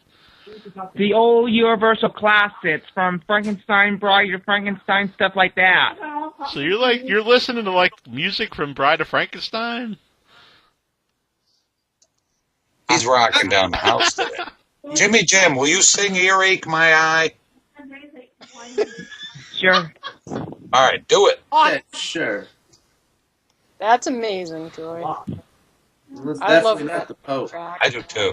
Well, thank you, Come Jimmy on, sing Jam. it with me, Jimmy Jam. My mama yelling at me, trying to tell me how to live. Come on. He's But Jimmy. then I'm listening to But I, it because because my head is like a He has hung up. You're scared up. basketball coach done kicked me off the team the team. for wearing And high sneakers and acting and like a acting like a queen. I love that one. One of my favorite cheesy jokes. Yeah. What happened to Jimmy Jam? I scared him. Yes. So remember that bit, and I we'll kind do of that dug every time him. he calls. Why'd you scare him off? Call him back now. No. No. We He don't. was actually easy to understand and everything. He had good taste in like bad villains in it. Yes. It made perfect sense. Joker sucks, man. Good taste in bad villains. That's got to be a title for something. I did have a Batman villain That's on my my book, list. I think. My memoirs. I think every bad guy Eric Roberts has played has been pretty shitty. Oh, Eric Well, you can Roberts. look forward to him in Human Centipede 3. Hmm. Really, that's cool. Yeah. I It's just as a don't know. piranha. I'll take Eric Roberts any day. He's not a bad dude. It's just like he always plays this suntan dude. He's like the guy That's that they 'cause base the archetype of bad '80s villains. That's on. because he's tanned.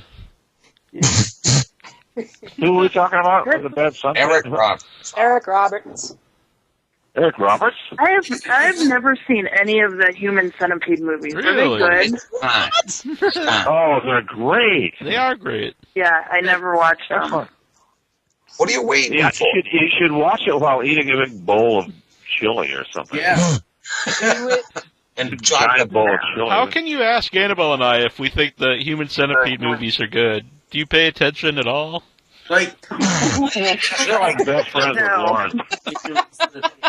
No, that's his drinking buddy, dude. They have a scheduled weekly three-way with Lawrence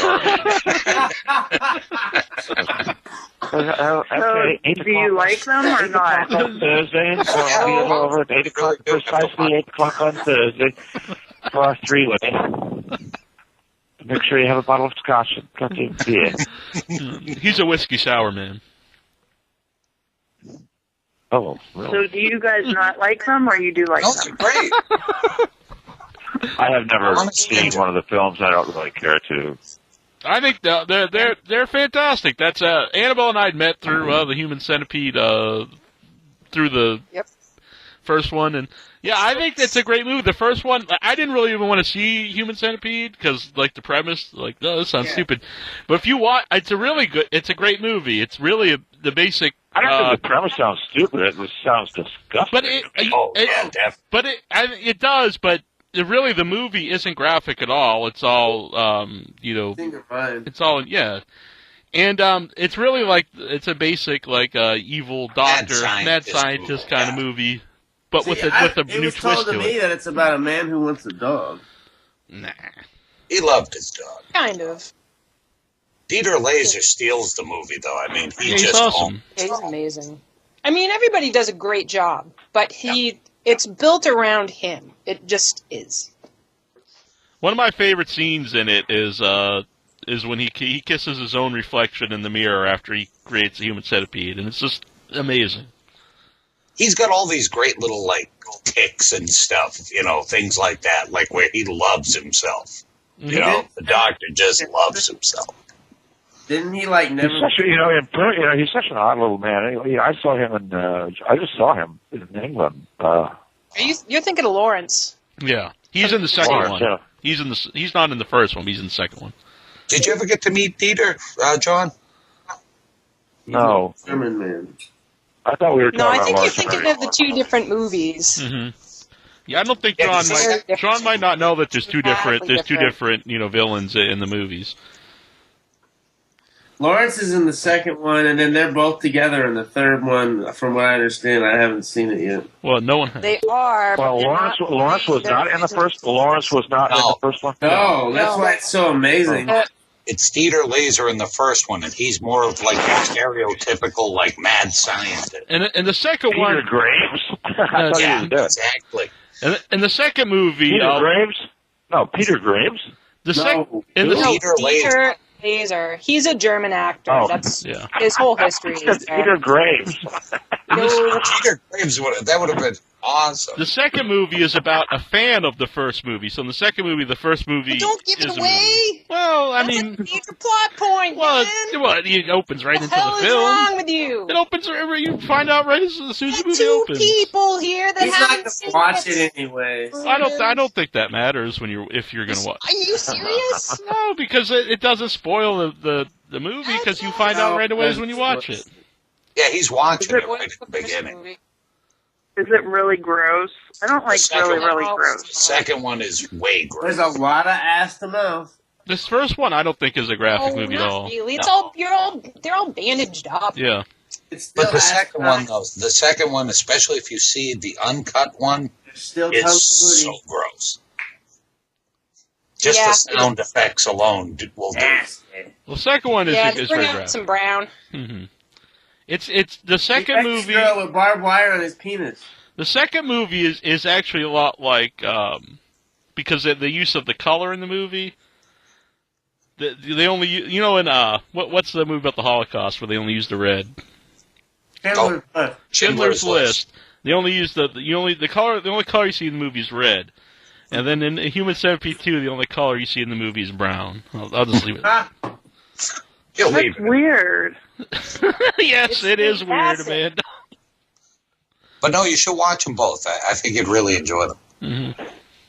I just don't like a lot really, really graphic. I don't care what you like. It's not really graphic. Oh, thank you. There's very, very little actual graphic stuff where you see some surgery things, but it's very brief and not bloody. Everything else is in your mind. Everything. You see stuff, it's implied. Things are implied, but you don't actually see. Yeah, because I know a lot of people who don't like the movie because it isn't graphic, and then I think people who think it is disgusting, it's because you have an active imagination and it works on That's why I dragged my feet going into it, but then once I watched it, I really enjoyed it. So there's an actual storyline to it, like it's not just no, it's just there's no story to the movie. I think the thing is people are so people know this whole punchline to it, and that's what they're thinking about, and that's what they're waiting for, and it just makes people dismiss both movies. They just dismiss the story because all that's going on in their head is people eating shit. That's it. That's what people think about. Both movies are drastically different. I mean, I really enjoy them both, but they. I think the South Park episode scared everybody too, because that is one nasty episode. Yeah, I mean, honestly, I don't even think that's really a big part of. I mean, it's definitely part of the movie, but it's not like why I like the movie. Exactly. So if you would tell me, like, what is he trying to make with that? I don't think we should just explain the entire movie to you. I think you should go and watch it. No, because I won't watch it. I'm just curious. Who cares? Just watch them. Saying who cares? Do yourself a favor and do us a favor. Watch the movies and then tell us what you think. Yeah. Or watch some ass-to-mouth porn. No, because I mean, seems to be what you're fixated on. It's not really that at all. But watch the first one if graphic movies aren't your thing. Maybe don't watch the second one, but watch the first one anyway because I think it's a great movie and it's not graphic. And it's supposed to be. If the first one's too graphic for you, then definitely don't watch the second one. No. No. But give it a shot. Watch the first one. Tell us what you think. Yeah, please do. That would be interesting. I'd be really curious as to what you think of that movie. What kinds of movies have you seen that are gross? Yeah, absolutely. Because it's a very dividing movie. I just don't like a lot of like surgical stuff or like where they're cutting open and cutting people up and like that kind of stuff. Yeah, there's not that much of that. Yeah, there's a lot of talk about it. It's not like you see maniacal, like, sawing off of body parts and blood spraying. Yeah. It's not that. It's not in the first one, anyway. No, not even really the second one, to be honest. But the first one's not a graphic film at all. There's a little more implied pain in the second one. Yeah. In the second one, though, like I said, just the sound effects, when tendons get cut are pretty gross. Mm-hmm. Yeah, but that's the second one. The first one is. Sound effects of what? Of tendons getting cut. It's pretty disturbing. Hey, sound like the Fonz over here.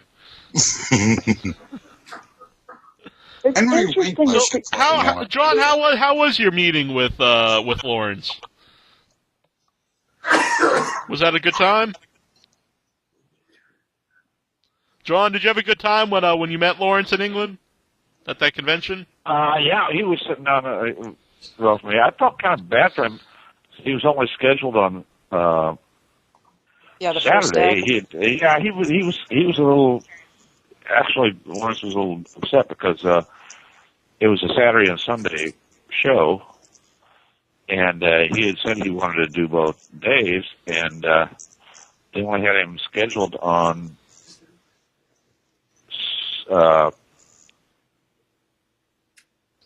Saturday. I wonder what the deal I think it was Saturday, and he had they only had him all the scheduled way on out. Saturday, but he wanted to do Sunday, and he wanted to be able to hang out, and socialize and drink a bit with all of us on Sunday night. And they only scheduled him on Saturday, and they did not give him room on Sunday night, and he had to catch the train on Sunday morning back to. No, I think he had to leave Saturday night. His train ticket was Saturday night to go home. Wow. And he was upset. He wanted to be able to hang out a bit, and we were all going to go out. He couldn't, and I felt so bad for him. And he's such a gentle person, and he had this look on his face, and he's so tiny that you feel kind of protective of him, and I felt bad. I felt really kind of bad about it. He's a really good guy. That was a loaded convention, though. I was looking at the list on there, and they had to have like 100 people. It was fucking huge. Yeah. And it wasn't just an horror convention. It was pop culture thing. Mm-hmm. And, it was spread out all over the place, and the money wasn't all that great. Is that they take European shows? The promoters take a percentage of what you make. Oh. And a rather large percentage. I don't want to go into details about it. So you may do quite well, but you're taking a huge cut. It's going to them. And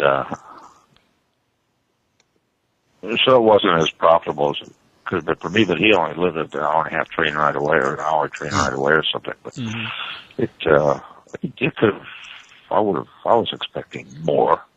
But it was nice to take a trip to England and hang out, good time, and I'm not complaining by any means. Yeah. Just overall, can you tell the difference between fans in other, people who go to the conventions in other countries as opposed to the United States?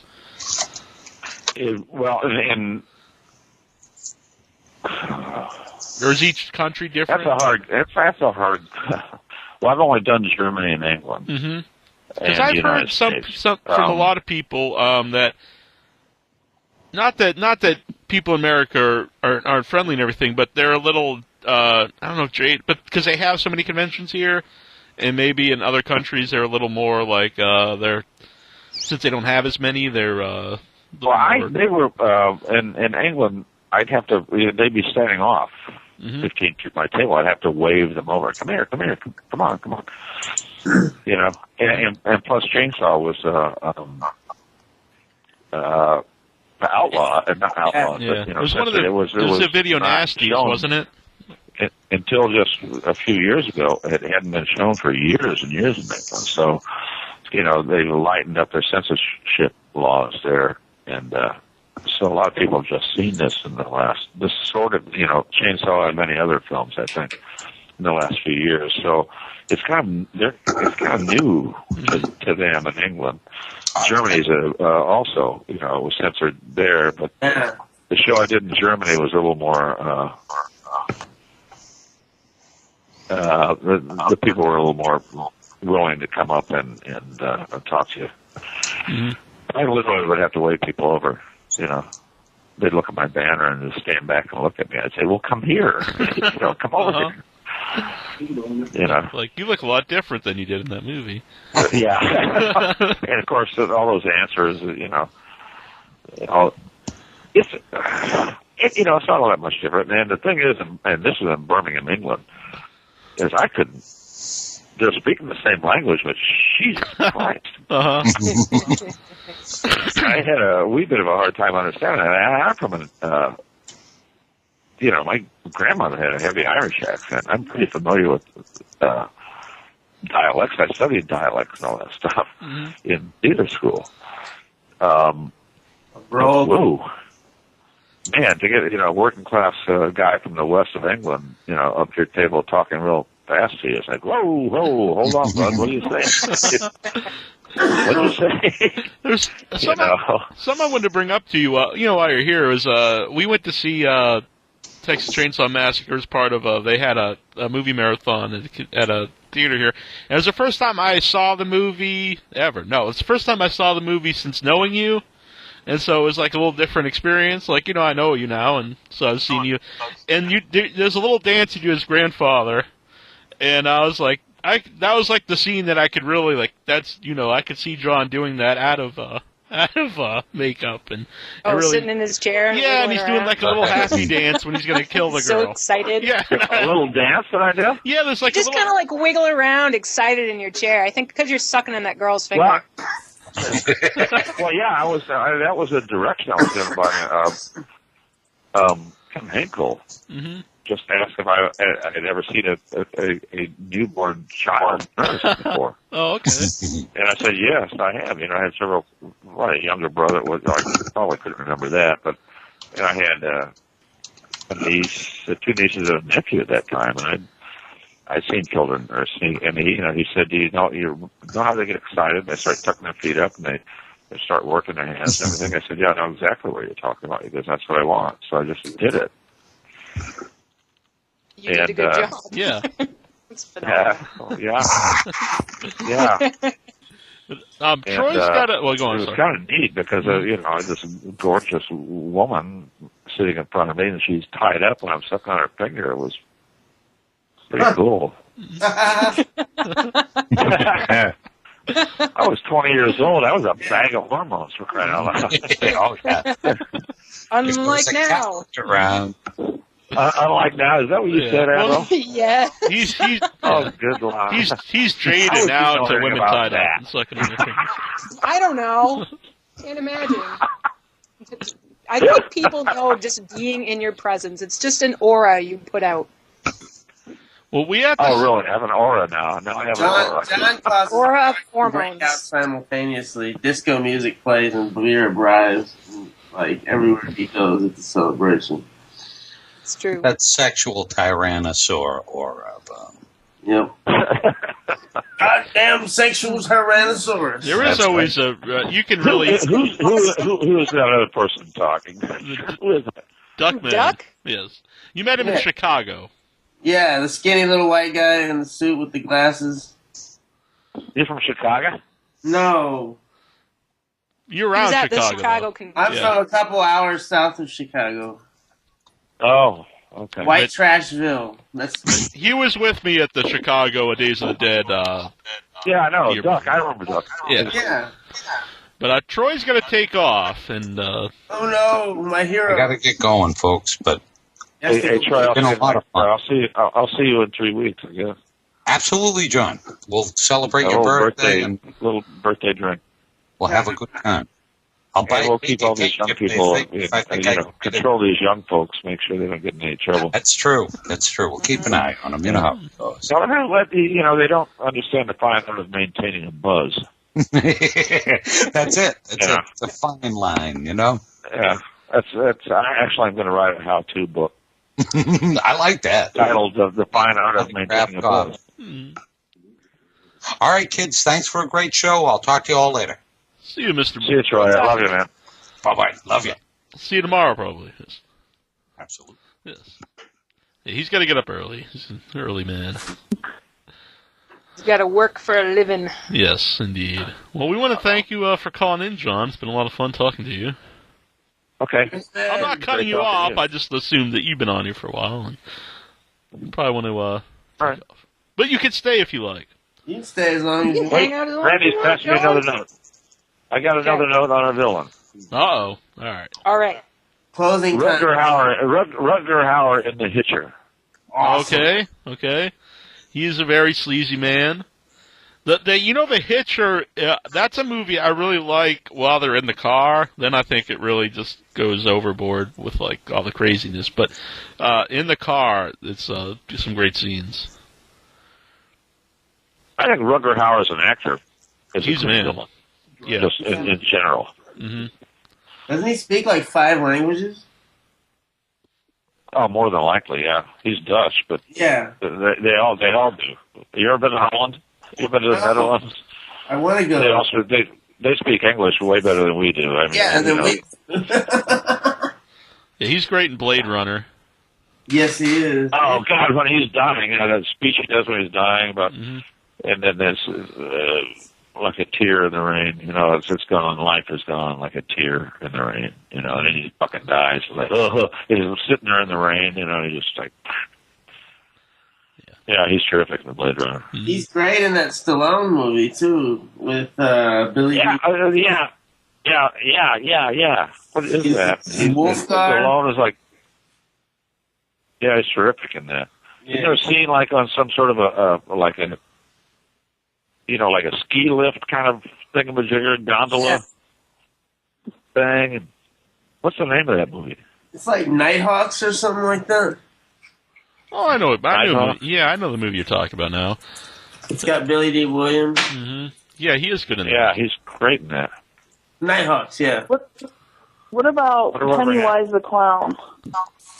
He's a good villain. Right? Do you like him or do you dislike him? No, I think he's a good villain. Oh. Oh, Tim Curry. Well, actually, Lon Chaney originated the creepy clown in a silent film called The Last Laugh, I think. Mm-hmm. And that was like really the first evil clown ever. I don't know if you've ever seen that film. I have. What's it called? The Last Laugh, I think is the name of it. I put on. He plays a clown. He plays a clown in a circus. He's in love with the circus owner's daughter, and the circus owner is like selling his daughter to somebody else, and I don't know if I'm remembering this right, but this guy, the clown, goes nuts. It just releases all the wild animals and lets eat people and all. But just somebody in clown makeup going from a happy clown to just pure evil. And I don't think the makeup changed at all. I think it was the same makeup. I think he just changed his facial expression. Mm-hmm. Because the clown makeup, really, a standard clown makeup is just an exaggeration of the face. So if you go bad, it's going to look really bad. You know what I mean? Mm-hmm. I think clowns are really creepy. It's called Laugh, Clown, Laugh. Does that sound right? That could be it. I thought maybe it was The Last Laugh. The Last Laugh. No, I think Laugh, it's Clown, Laugh, 1928. Yeah, I believe. Yeah, that's probably it. Yeah. Yeah, it's Laugh, Clown, Laugh. Wow. And at the end, it's really strange. At the very end, they're all standing on this big globe, all the circus people, and they throw his body off the world. It's very fucking strange. You sure you didn't have one too many that night, John? Tito Fleet. What was that? What's that, Amanda? Amanda, what was that? Yeah, it's Amanda. What's she saying? I said, are you sure you didn't? I said, are you sure you didn't have one too many that night? She accused you of being a lush. Amanda, if you think you're the first person that's brought up my drinking habits, you are sorely wrong. And I don't know why you get such a fucking charge out of doing that. They're young and restless, John. And they don't know. I think it's funny. It's not. I'm sitting here in a panic right now because the Walgreens closed 39 minutes ago, and I'm down to 2 beers. So, You're going to have to travel. Really, somebody... Another block up to the Speedway. Somebody out there should bring him to you because you are... It's like 20 degrees outside. What? That's a good Somebody idea. bring John Dugan beer. Yeah, what's your friend Randy up to? Send him out for a pack of beer. Give him a note that says, "Get me some beer." That don't happen in this house. Beer for Grandpa. Grandpa demands. Are you gonna suck? No, I can't pull that older shit. I'm only 6 months older than he is, so that doesn't really work. We're like the odd couple. These two old dudes live together. It's really strange. Sounds like a good time. Who would win in a fight? You or Randy? Nobody could beat John. I think he would, probably. He's a fighting Irishman. No, he's a German dude. Mm. German. I guess it's German. German. That didn't rhyme too much. I thought Germans could only fight if there were showers around. What? I do not know how that made sense. I appreciate the attempt. Lots of ovens. I'm half German. It's true. Indeed. Have you ever been to Germany? I've never been out of the United States, actually. We've been invited to Germany. Yes. So if we find some people Who invited you to Germany? Eric Brandon? What's it? Who No, it's one invited of you our to friends, Germany? Vera. We've got a wonderful friend, Vera, and she's just a fantastic person. Vera Yeah. Newhoff. I know her. She's wonderful. Mm-hmm. I actually have a big box here that she sent to us. I've been wanting to peek in it, but I decided I'll wait, and we're going to open it probably tomorrow. We'll open it up. Yeah, probably tomorrow. Yeah. Very good. Mm-hmm. Well, you need to go. Oh, nice. Oh yeah. Yeah, it would be great. Mm-hmm. She's going to convention the same time you guys are doing Days of the Dead, I believe. Yeah, it's the same weekend. Yeah. Yeah, I saw that post. She says, "Oh, I'll be doing a show here. Enjoy your show, and I'll enjoy my show." Mm-hmm. Yeah. She's fantastic. She's a lovely person. She's just a person, such as yourself. She's got, a normal job. Oh, I thought you said she was doing a show. Like, I thought maybe No, it's just she's attending the show. Yeah, she's very nice. To someone who, we met on Facebook, and she likes the shows we do, and this is it's cool. She sends us stuff from Germany. She has a very sweet Without Your Head hoodie, which you can buy from WithoutYourHead.com. And she shows off at conventions. I want one. I'll bring you one. Right? I'll bring you one. By the way, it's my birthday. I am. You do not say. I think this is the first that's been brought up. Hey, Neil. You shot me off something saying you were invited to do something. Anyway, I want to go into detail about it. Mm-hmm. And I have not been asked to do anything. I would can we arrange a Q&A just me and you? Yeah, fucking A. Yeah, and even if... I think people would like it. I think so, too, and if I think if you it could be like in the actor's studio, and you could have like a cooler. You guys should film it at a karaoke bar. You should sing songs and ask questions. Singing. Ask Adolfo if it's okay, and you get it announced and all that shit. And we'll do a Q&A. That'd be great. And because for one thing, I make more money when I do that. Always the first half hour after Q&A is like dang. If I can charm enough people, I got to have this guy's photograph. So I would like to do something there rather than just sit at a table all weekend. Yeah. So maybe we could arrange to do something. Yeah. Your wisdom is deserved to be shared. It would be great. I mean... give Duck another drink. Can you understand anything he said? Yeah, I don't think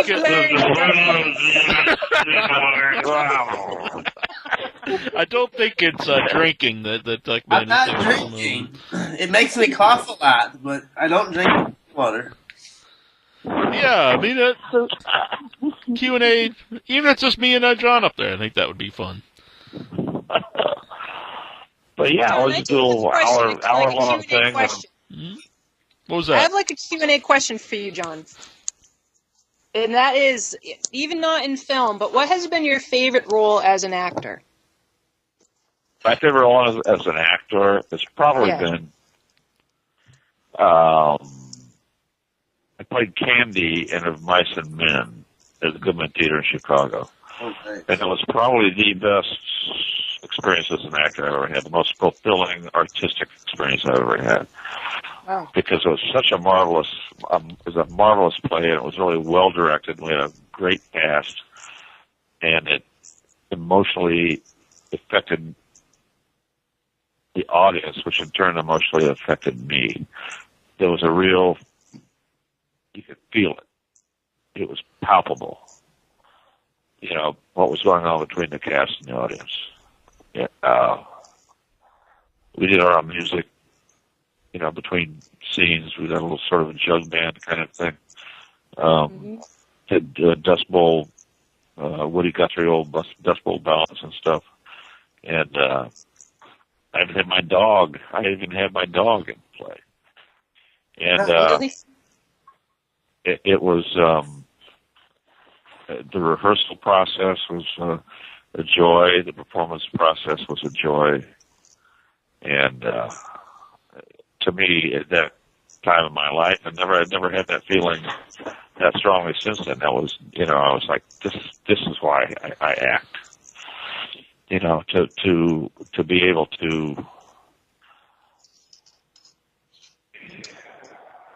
to affect somebody's emotions just by something that you're doing, to make them think, to make them feel, just by something that it's. There's your answer, Annabelle. Do you do any stage acting now, or would you want to do stage acting? No, I haven't done a play. I'd love to, but you can't. Scheduling is difficult. There's no money in it. Yeah. Too bad.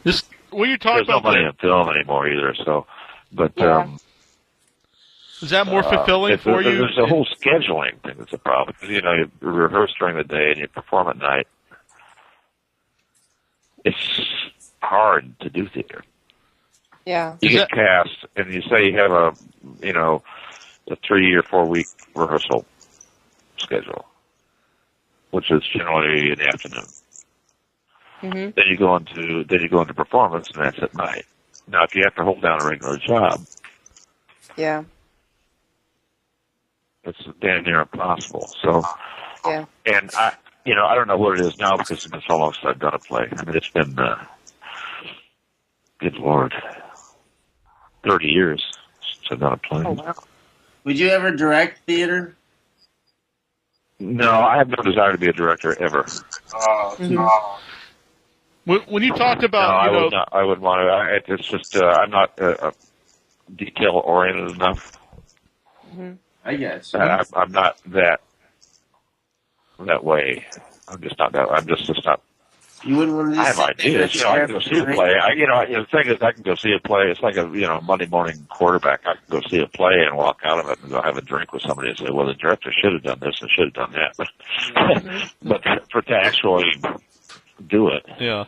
When you said about getting an emotional reaction from the crowd and you're actually there then in a play and is that more fulfilling for you than doing a movie acting? How is that absolutely. different? Mm-hmm. Absolutely. Because you're right there with no the people. Doubt about it. Yeah, they're right there, and you can feel it. You can feel the reaction. Sniffles, laughter, coughs,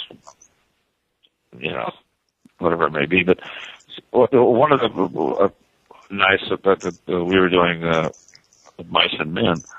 I had some friends in the audience, and I wanted to make sure they didn't leave because I wanted to say, hang loose for a minute. Let me get my makeup costume off. I'll go out and have a drink or 9. And so well, you guys know me, but I have a terrible reputation, don't I? But have you ever seen me out of control, honestly? No. Yeah, you have. So don't answer that. When he smacks me around. But you don't have to answer. But not really out of control. But anyway, so so I ran off stage and ran down the hallway and through the stage door into the lobby to catch my friends before they left.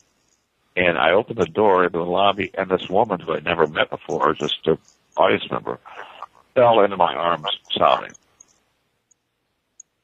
Oh, my God. What a beautiful play, what a beautiful story, what a marvelous actor you are. She fell into my arms crying, and she was touching my face and everything. I just held her. And she put her head on my shoulder. And Jesus, I mean, wow.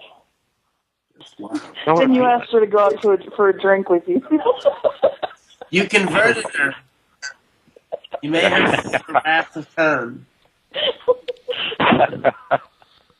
That's amazing, John. I can't imagine. You put all the work in and everything, and like you said, you can feel what's going on. But I could totally. I mean, I can't imagine exactly what it would be like, but it must have just been this incredible thing to know that, like you said, that you've had this amazing impact on this person that they'll probably always remember.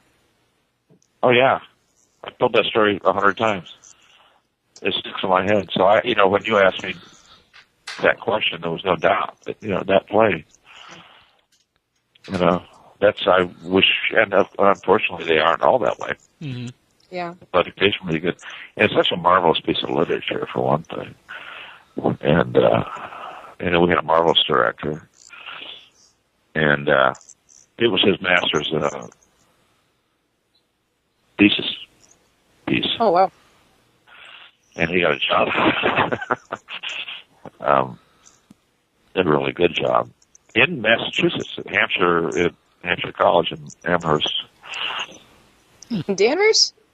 Yeah, and he ended up, Liam O'Brien. I don't know if you ever met him, but he was there what's for the years. college name? Because I'm pretty familiar with that's North Shore. That's my neighborhood. Hampshire College. Huh. Or Hampshire University, or whatever it is. Yeah. And he was there for years, became the head of the theater department. Now he still lives in Massachusetts, I'm sure, and he travels back and forth to Ireland and makes documentary film. But he's an Irish guy from Massachusetts. Hmm. Good friend of mine. I did 2 plays with him. I did Billy Budd, which was also a marvelous play, and I did Of Mice and Men with him. Have you ever had a role that was in another play? What would you want to do? There were 2 people cross-talking there. I didn't catch that. What? I was asking if you were going to be in a play now, what would be your ideal role to be in? I know that's a huge question because there's so many things to do. Okay, I'd like to play George in Who's Afraid of Virginia Woolf by Edward Albee. Why specifically that character? Compared to all the other choices you could possibly have. Because I think I really have something to bring to it. I'm in the proper age range. It's a marvelous play. And I understand, just through my life experience, I understand a lot of what George is going through. And I think I could kick ass at it. We can't question your credentials. Are you familiar with the play? No, but now I want to be. Really, I mean, I respect your opinion. Well, watch the movie with Richard Burton. It's a 4-person play, and it was done as a film in the late '60s, maybe early '70s, with Richard Burton, Elizabeth Taylor as George and Martha, and George Siegel and Sandy Dennis as the younger couple. Takes place in one evening. Who's Afraid of Virginia Woolf? Who's Afraid of Virginia Woolf? I'm not sure what's funny about that. It's just because I'm so lit. It's hilarious. And the fact that there's a cat sitting on my keyboard. Was there ever any role that you had that was, you talked about, you can get into the role and the emotions and stuff. Was there ever any that brought up, like, bad emotions that was, like, hard for you to play? Oh, boy. Yeah, I've done many things. I was just in a rehearsal process trying to dig into something. Bad emotions will come through, The whole process of, it's been so many years since I did this, since I actually acted full-time a lot. It was always in rehearsal or something. But, the whole thing, particularly as a young actor, is learning how to free your emotions up, let them flow, let them go. So, sometimes shit comes out that you rather wouldn't. Once once the levee breaks, sometimes shit starts flowing out. And it's hard to step it back in. Yeah. Does that make any sense? Definitely. Absolutely. Well, it's an art, and that's what art is. Art is emotion. It's connecting with what you're doing. But that's never really happened to me in performance, but in rehearsal, it certainly happened. Yeah. Mm-hmm. You know, or the scene's over, you can't, you're still... Yeah, I was really talking more along. I had the director look at me and say, "Hey, dude, are you all right?" Yeah, I'm fine. Just give me a second. Give me a second. You know? Mm-hmm. So. Yeah. When did you start doing acting? When did you get into it? High school. As a matter of fact, it was some sort of children's play. It was a period piece. It was like My Secret Behind the Door or some shit. And they always had trouble getting guys to try out for plays. Audition. Audition for plays. But what they said back then was try out. But they always had a hard time getting guys in plays. And this was the 60s, and it was a period piece, and we were back. This is so stupid. This is going to sound stupid to you guys, but we had it was strict dress codes and stuff like that back in those days. How you could dress now, your hair had to be cut and all that. Well, the voice and speech and drama teacher put out the word that if you auditioned for this play and you got in the play, you would have to cut your hair for like 2 months. So she had a slew of guys audition for this play. And I got cast in the lead role on it. I just Wow. caught the bug. You know, the curtain came up that first night, my first play, and I thought, this ain't fucking half bad. I don't know. I just liked it. Uh-huh. I really, really dug it. And I thought, I'm not bad at this. What was it about it? Was it the attention, or was it also the getting into the role, performing, or all of that? Well, yeah, it was about the attention and the fact I found something that I was pretty good at, because I'd really never been really good at anything. I was really smart, I was a really good student. And, I was on the wrestling team briefly because I was too small to do anything else. I couldn't play basketball or football or any of that stuff. And so I was briefly on the wrestling team, but I lost interest in that. Started smoking a whole lot of pot instead. And so that was my main what do they call it, activity, which extracurricular activity. Extracurricular activity. Getting the hell out of school and rolling up a fat one, So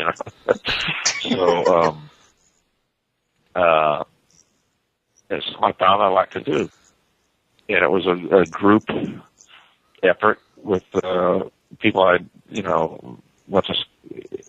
like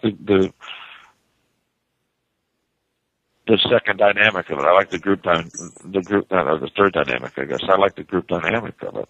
Everybody coming together and creating one thing, Mm-hmm. I like the whole process of the scenic people, the art people, the lighting people, the makeup people, the costume people, and, you all become a family and you pull together and there's your product. I like that feeling. Damn, I've never talked about all this shit before. Well, it's interesting. I mean, I don't know why clearly you you have a lot of passion for it and you care a lot about it. I mean, it is very interesting. Mm-hmm. It's interesting to me. So, when you talk to us, it's all different. We talk about shitty villains, and then we end up talking about serious stuff. That's how we reel you in. Well, I sure like to talk about anything. Exactly. You can all talk for fucking hours. I'll talk to anybody. How many times has it been you and me at 3 o'clock in the morning standing outside some fucking hotel having another drink, another smoke? Yeah, many times. Uh-huh. When all the heavy partiers have gone to bed. Do you remember you and me and Brian Stewart in Chicago last year? Mm-hmm. Just the three of us sipping. We all were drinking something out of a snifter, at like 3:30 in the morning Mm-hmm. in the lobby of that hotel, and everybody else had gone quiet and gone to bed, and we were still out.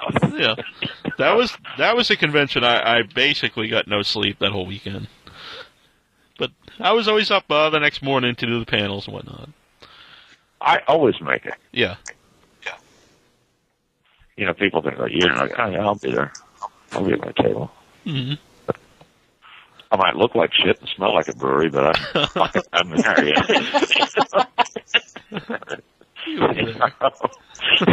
By God. Uh-huh. You know, grab a Bloody Mary and a beer and a handful of vitamins, a bunch of water, some yogurt, and a banana, take a big shit. At my table, you know? Uh-huh. Bloody Whatever Mary is it a good way takes. to start a day. I'm a pro, you know? Yeah, I had my first Bloody Mary actually with John and yourself, Annabelle, in Atlantic City. Pushing recently. that for a long time. The Bloody Mary is a fantastic drink. Yeah, I quite enjoyed it. It makes you feel healthy. Yes. It's like drinking a lot of those vegetables. vitamins in it. Yeah. Yeah. Oh, they're so good for you. Have one right now. Yeah, it was the only vegetable I eat in that whole month. You know, I really enjoyed having martinis in Atlantic City a few months ago. That was, Yeah, that was well, great actually, time. it was just Yeah, last that was month, fun. wasn't it? Mm-hmm. Yep. That was great. Yeah, although that was a fun convention. I heard that Those they're were going to good do it again. martinis and really They good were. chicken wings. Yeah, that place was That guy was a was good nice place. too. The waiter. That whole experience was very nice. Yeah. Mm-hmm. Yeah. They've been in touch with me about doing something with them in June, I think. Oh, really? Yeah, check it out. 'Cause Hmm. that's not all that far from where you live. No, it's very doable. No, not at all. We drove. Yeah. So yeah. Yeah, then afterwards, I don't know if you... we drove to Philly after the Atlantic City convention. That was fun. Yeah, and they like sat up all night with a Ouija board in a fucking graveyard. Yes, exactly. Are you out of your minds? That opens a portal into all sorts of shit. And it was 7 degrees outside. That's bad mojo. Oh, Jesus Christ. What were you But we drinking? had. A bottle of I cognac? wasn't because I had a long drive, so there was no drinking for me at that point. You It was know, a long, that's long, not long true. drive. Actually, we both had drinks. We had There? yeah. Really? Yeah, when we were doing the Ouija board, yeah, we had it looked like we had soda bottles, but there was also vodka in there. Huh. Neil Spike. Vodka's evil. I don't like vodka. Really? I haven't drank Bloody Marys with gin in them. That's how it was in my house. There was never. Well, at least mine did. I'm pretty sure. House. I'm pretty sure yours did too, as well. Annabelle. I could be mistaken. I'm pretty sure that or rum. I might not have been drinking it then, because I don't remember. Well, whatever. Yeah. I like vodka. Vodka's my hard liquor. Yeah, that was my first experience with the Ouija board. It was. Mm-hmm. I've got to get that video. Bad. Too. They're bad. And the thing is that it's something that had been discussed for a long time because Neil doesn't believe anything. Mm-hmm. I don't either. But I don't think kind of do. You know, it was is a funny very because interesting people experience. that don't really believe in things or even ghosts still are uncomfortable with Ouija boards.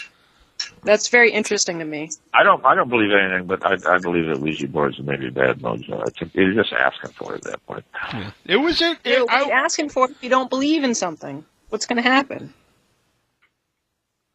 I don't know. Listen, I spent 2 nights when I did the hospital, which was just released on DVD this week, by the way. So everybody in the world gets to see my ass. But, I'm going to buy it right now. I am butt fucking naked in this movie. Neil and I are signed up. Yes, I've seen it in person. You haven't seen it yet? No, I have not. I would like to check that out. Can we get it? Someone had messaged me about the possibility of getting a copy to review. So yeah. But anyway, we shot in a place in a hotel, not a hotel, a hospital, in Tennessee, which is supposedly one of the most haunted places in the country. And we actually lived there while we were shooting. I was only there for 3 days, 2 nights, I guess. And people were going on and on about all the experiences they'd had. some entity pulled my foot while I was asleep, and this and that. And even though, and there was a couple who owned the place, and they lived there. They lived in the place, and they do tours for ghost hunting. You know, what do they call it? For like paranormal, paranormal. Whatever it is. Paranormal, Paranormal. you know, groups. Yeah.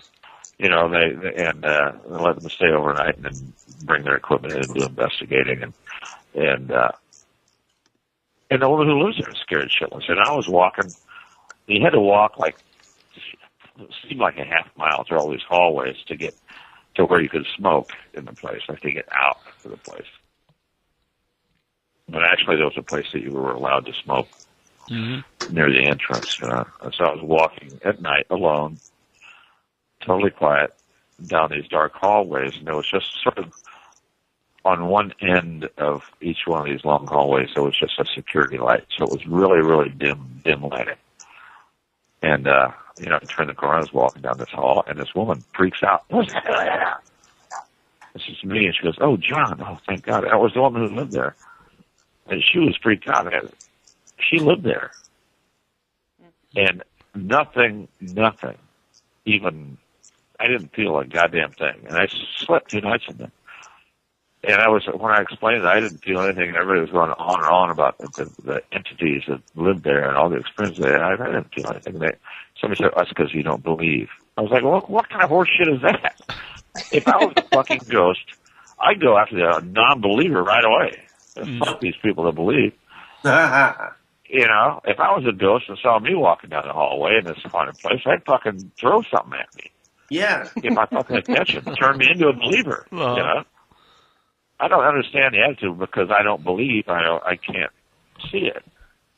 Well, show me something. You know, show me your shit, man.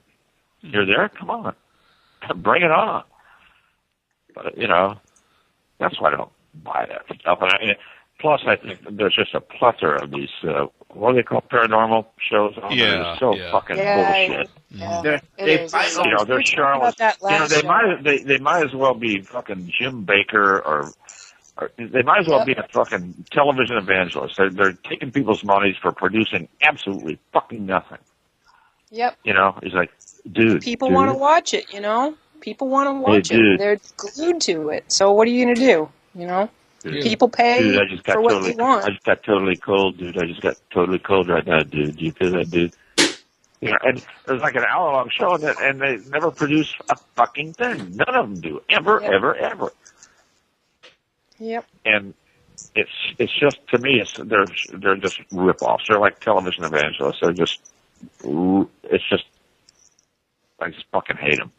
And unfortunately, I have to deal with them a lot, you know, on the road. You know, they all love me, you know, and I hang out with them. You know, I have to say, you know, well, I just think you're full of shit. You know, I've seen a lot of people at like the conventions and whatnot who like say that they're now paranormal investigators. I don't know if they're trying to get booked on shows or it's just this new trend everyone's trying to get on to. But yeah, you see it. Everyone's doing it. And like I said, you never. I don't know how. I'm surprised people watch your show so much because you never see anything, but people still watch. No, you never see anything. Nothing. And they're all over the place. This and that. As a matter of fact, I got a friend request. I just saw this from friend request from the DP Society. And I was thinking it was double penetration. It was a Delaware Paranormal Society. I'm like, I'm all right. Sure, I'll friend those. You know, what a letdown. The DP Society. Well, I can't. Turns out it was the Delaware Paranormal Society or something. It was like or the club, maybe, you know, like a DP club. I thought, okay. Right. God, I forgot that. I was so disappointed when I found out it was a Delaware Paranormal. Well, you can make the new club. There's a closed group on Facebook I just found for you, John. I'll put it up. Oh, okay. That she quote unquote found in her bookmarks. What? Is that unicorn My Little Pony stuffy? That's what triggered it all. Exactly. My daughter had all sorts of My Little Ponies. She was a little My Little Pony freak. I guess she was that. Yeah, back when it was normal. Yeah, back when she was she'll be 30 in April. So I don't know. So what was it, 25 years ago or something? They were. Yeah, 1986. But I had and so they started. Okay, she was born in '84. So she had a mess of those things, and there was a TV show, and Sandy Dennis was the voice. Not Sandy Dennis. No. Sandy Duncan was the voice on the cartoon show. We had to watch it all the time, and I made up my own words to My Little Pony song. I used to sing to Catherine, and she just thought that. I can only imagine. I still remember the song. Would you like to hear it? Yes. Yeah. Okay. It goes. My little pony, she's baloney, sticks her butt way up and farts. And she goes, Dad, stop that! That was such a fun dad. Oh. I think it's great. I love it. That sounds like something a great dad would do. Piss her off. Oh, that's what dads are for. I'll have to send her to be irritating and embarrassing. Embarrass them anytime you possibly can. Make an idiot out of yourself in front of their friends. Oh, they hate it. It's so much fun. I'm going to send her the archive. Little girls get embarrassed really easily. Little boys think it's cool, but little girls like, oh my God, Dad, I can't believe you did that. Oh, good times. Was that the only convention she went? She was with you at? Was the one I saw? Yeah, that's the only one she's ever been to. Mm-hmm. But I'd like it. She's going to be in town for just 2 months. She's just getting her legal shit together. She has to come back to the country for a while to get some legal stuff together. She's leaving again. And I'd like to get her. Hopefully, she'll be here when there's a con going on, and I can get her out with me again. She had so much fun at that show. Made a lot of friends, mm-hmm. And she had a good time. She got to see what I do. Yeah, she was pretty impressed. Was that good for you too? To have your daughter there and see you? Oh yeah, it was great. Mm-hmm. It was great, except for these perverted old actors looking at my daughter's ass. Oh, that's your daughter, Like, I will beat you. Like, you don't want Sal Lizard slobbering over your daughter. Well, hey, Dugan, man, you do good work, man. She's fine looking. Sal, that's my daughter. Yeah. I laugh because I can totally see that happening. Oh, it did. Yep. It did. John is hilarious. We had Sal Lizard on for our Christmas show. A couple weeks ago. He's the man. He's good in ways. But I can see what John is saying, and yeah, that's a pretty fucked up thing to do. I agree. Yeah, I thought it was a wee bit inappropriate. Yeah. But he didn't seem phased at all by it when I got pissed off. It don't bother him at all. He's probably used to it. He's like every man or every woman has a dad. So yeah. Say, hey, Sal, how's your wife? Oh, fine. There's got to be one tolerant woman. He's married? Yeah, I don't know. I haven't either. Sal's married? I did not know. I was not aware of that. Oh, yeah. Right? Oh, yes. All right. Well, Yeah. okay then. Huh. Yes, I believe it. Huh.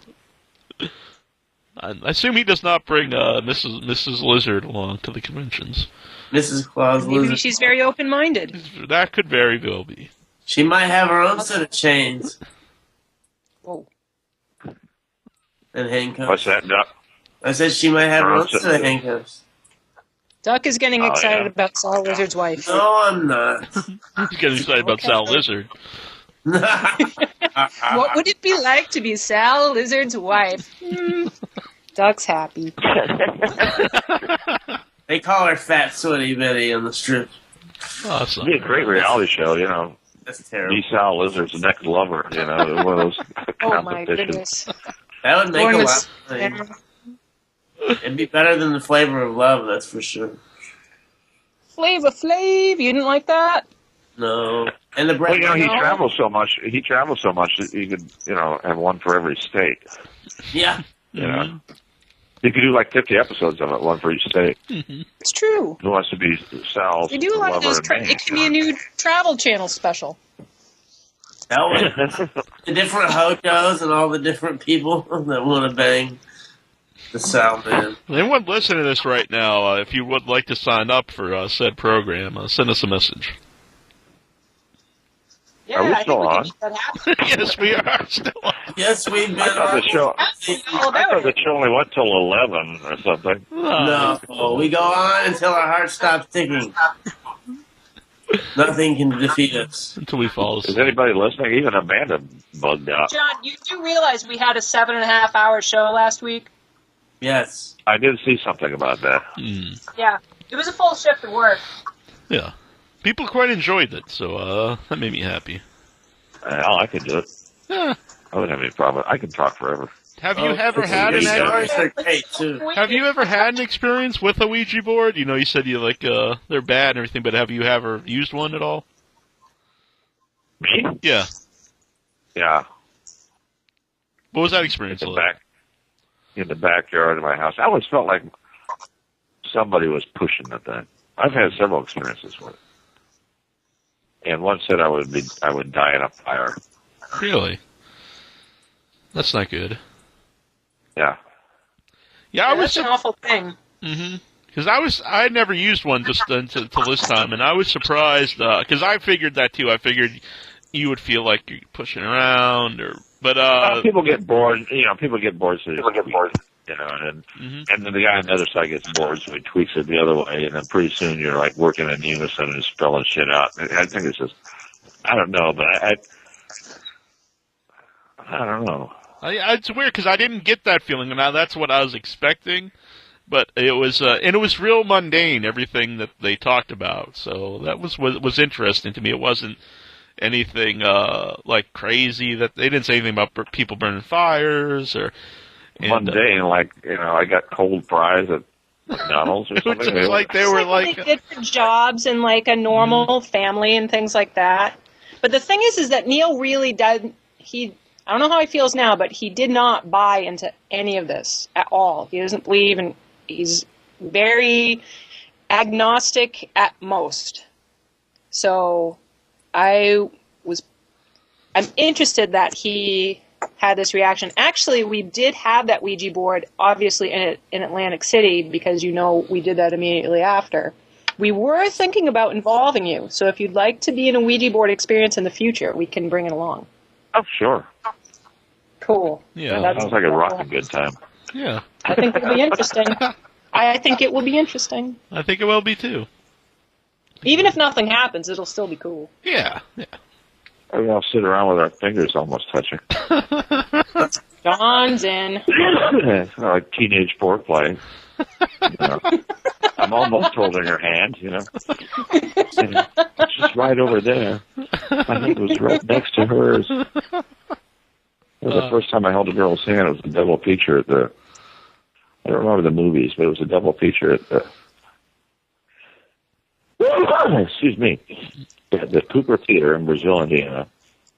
And her name was Sharon Medley. And, oh, God, she was cute. And I was in the 6th grade, and she was in the 5th. Whoa, robbing the cradle. Yeah, she was a young Oh, baby. really? And it took me to halfway through the second film before I finally managed to hold her hand. I kept moving my hand closer and closer and closer and closer, and then our little fingers were touching, you know, Aww. and they were just touching, and then finally I reached over, and then we were holding hands. And boy, I wish I could get that kind of thrill again. just that rush. God almighty. Jesus. Your hormones are just starting to kick in at that age, you don't understand it. I was like, oh my God. This is for me. I want more of this. I don't even remember my first kiss, really, but I remember that first time holding hands. That is really nice. I think that's probably very, very rare. Says a lot about you, John. I think the vast majority of people would not remember their first hand-holding experience. They'd remember a kiss or beyond, but that's lovely. I mean that. I'm not just saying. Well, I do. I remember it vividly. I remember we were sitting in the theater. I don't remember the movie, though, probably because I was so distracted with trying to hold her hand. But there may have been milk duds involved and something else. But milk duds are good. Milk duds are great because you could make a noise with the box after it blows through the box. We tried to do that once. I couldn't figure out how to do it. You never did that with an empty milk dud box before? I've heard of it, and I think we tried to do it once. When the cowboy would kiss the girl, you go mush, mush, mush, mush. You didn't want to see that mushy stuff then. That was before our hormones would kick in, of course. Yep. But I always remember they wore the women in those old cowboy movies always wore some sort of a cinchy corset sort of thing, so their tits were popped up on top, and their titties would breathe. When they start breathing heavy, their tits would go up and down. I remember that. I said, look, her tits are breathing. Wow. Let me get my milk dud box.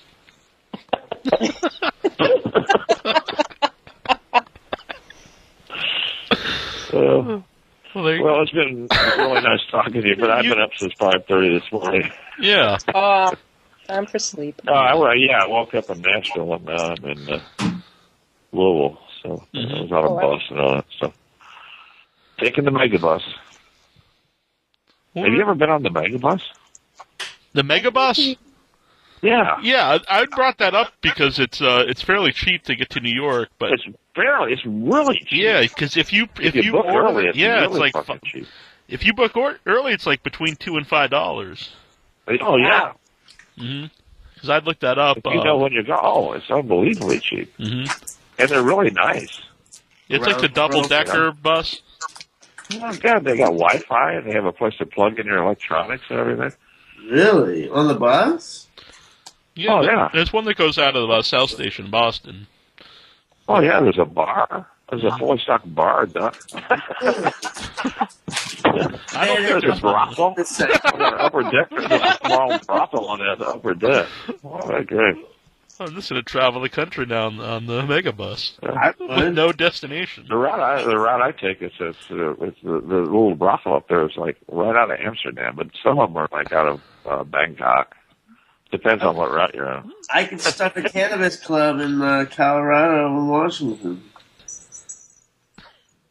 There you go. Okay. Stop in the... Okay, you're going to stop in the Canada Club between... Cannabis. The Cannabis Washington. Mm-hmm. Cannabis Club, the Marijuana Club. Oh, the Cannabis Club. Oh, right. It's legal to smoke recreationally. Those two things. But not in public. No, not I'll tell you what. That pharmaceutical legal pot, have you smoked any of it? Oh, yeah. I love it. It's too strong. Mm-hmm. Why do you think I'm talking like this? That's it. I mean, I like to party for a long period of time. I don't want to be on my ass after one hit of... What? So why do you think I'm talking like this right now? Oh, that explains it.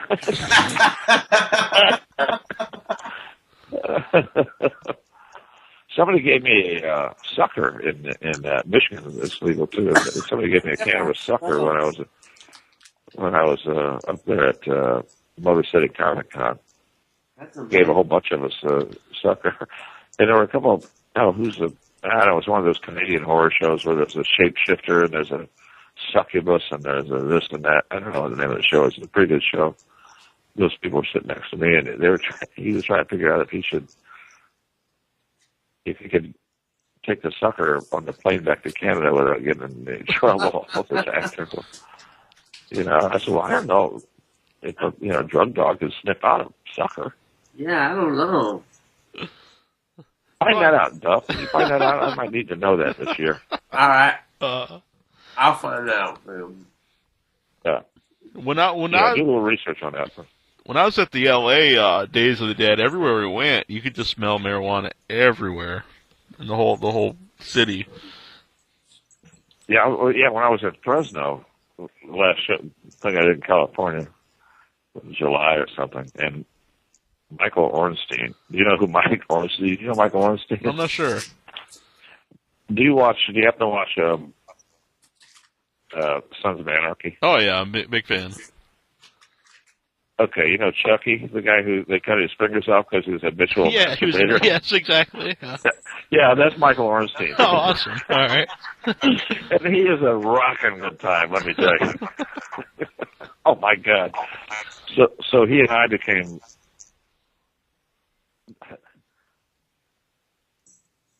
Hello. Hello. Sons of Anarchy. That guy in the bike. Oh, the fat guy. No. Where was I? Oh, so Ornstein and I hit it off just immediately. Mm-hmm. And this was a huge clusterfuck of a show. The promoter ran off with all the money, and people were getting thrown out of their rooms and everything. It was one of those deals. And Ornstein said, "You better they're going to lock your shit up. The police are on their way over. They're going to lock everybody down until somebody comes up with some money to pay for these fucking rooms and all this shit." You know, and is your return ticket paid for it? It was just, everybody was scrambling. I ran back. He said, "Meet me in the lounge." You know, so I ran back to my room and I packed all my shit up real fast and went back to the cocktail lounge. And we had all these, there were about four of us, and we had all these little free appetizer tickets they'd given us when we checked in. So we tossed about 8 of them on the table, and we ordered some beers and everything off the appetizer menu. Just bring us one of everything. And gave them all these shits, and we're sitting there drinking and eating. And Ornstein goes, "Oh shit!" I said, "What?" He goes, "That VIP party we were at earlier. They locked that room up. It's got all the booze in it." I said, "Yeah." He goes, "Well, we got to get that booze out of there." He goes, "We need that booze." I said, "Well, what are you going to do?" He goes, "Give me 2 months." So he goes up to the front desk and sweet talks this lovely young lady. He comes back in the cocktail lounge and goes, "Okay, I got this girl's going to unlock that room for us. Follow me." I said, "Okay." And don't say anything. All right. So I follow him. She opens the room, and there's like a big handle, 1.75 of Cuervo Silver 1800, and there's a big 1.75 of Absolute Vodka, and probably about a case of beer on ice in there, and a bunch of cups and napkins and all this stuff. And he takes a tub and puts both the big bottles of liquor in it, and some cups and napkins and shit. And I grabbed the tub that has the ice and the beer in it, and we just walk out with it. And we go into the lobby, and the Fresno cops had showed up, and everybody from the show is standing in the lobby. So everybody's got their luggage and stuff, trying to figure out how to get to the airport and all this shit. And there's all these cops in there. And he says, "Dugan, just follow me and don't say anything." I'm like, all right. He was sitting in the room next to me, and we both had doors that opened out on the courtyard of the place. And so we walk right through this crowd. I'm carrying a case of beer on ice in a big tub, and he's got 2 big bottles, huge bottles of booze and all these cups and everything. And we just walk right through the crowd. And at one point I looked up, and all these cops looked up at me, and I smiled and nodded at him, and he smiled and nodded back at me. We just walked right through the crowd and right to Ornstein's room. We stole all this fucking booze and go back to his fucking room. So he goes, "Check your key and see if your door still works." So I went next door, and I said, "Yeah, my room's still open."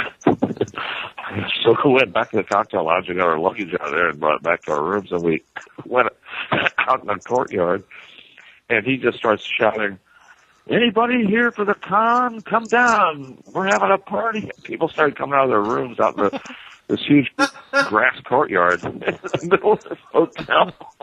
Somebody came down with a guitar, started playing, There's some weird cosplayer chick who's doing interpretive dancing and everything. And somebody breaks out some of this pharmaceutical, legal pot. And, oh my God.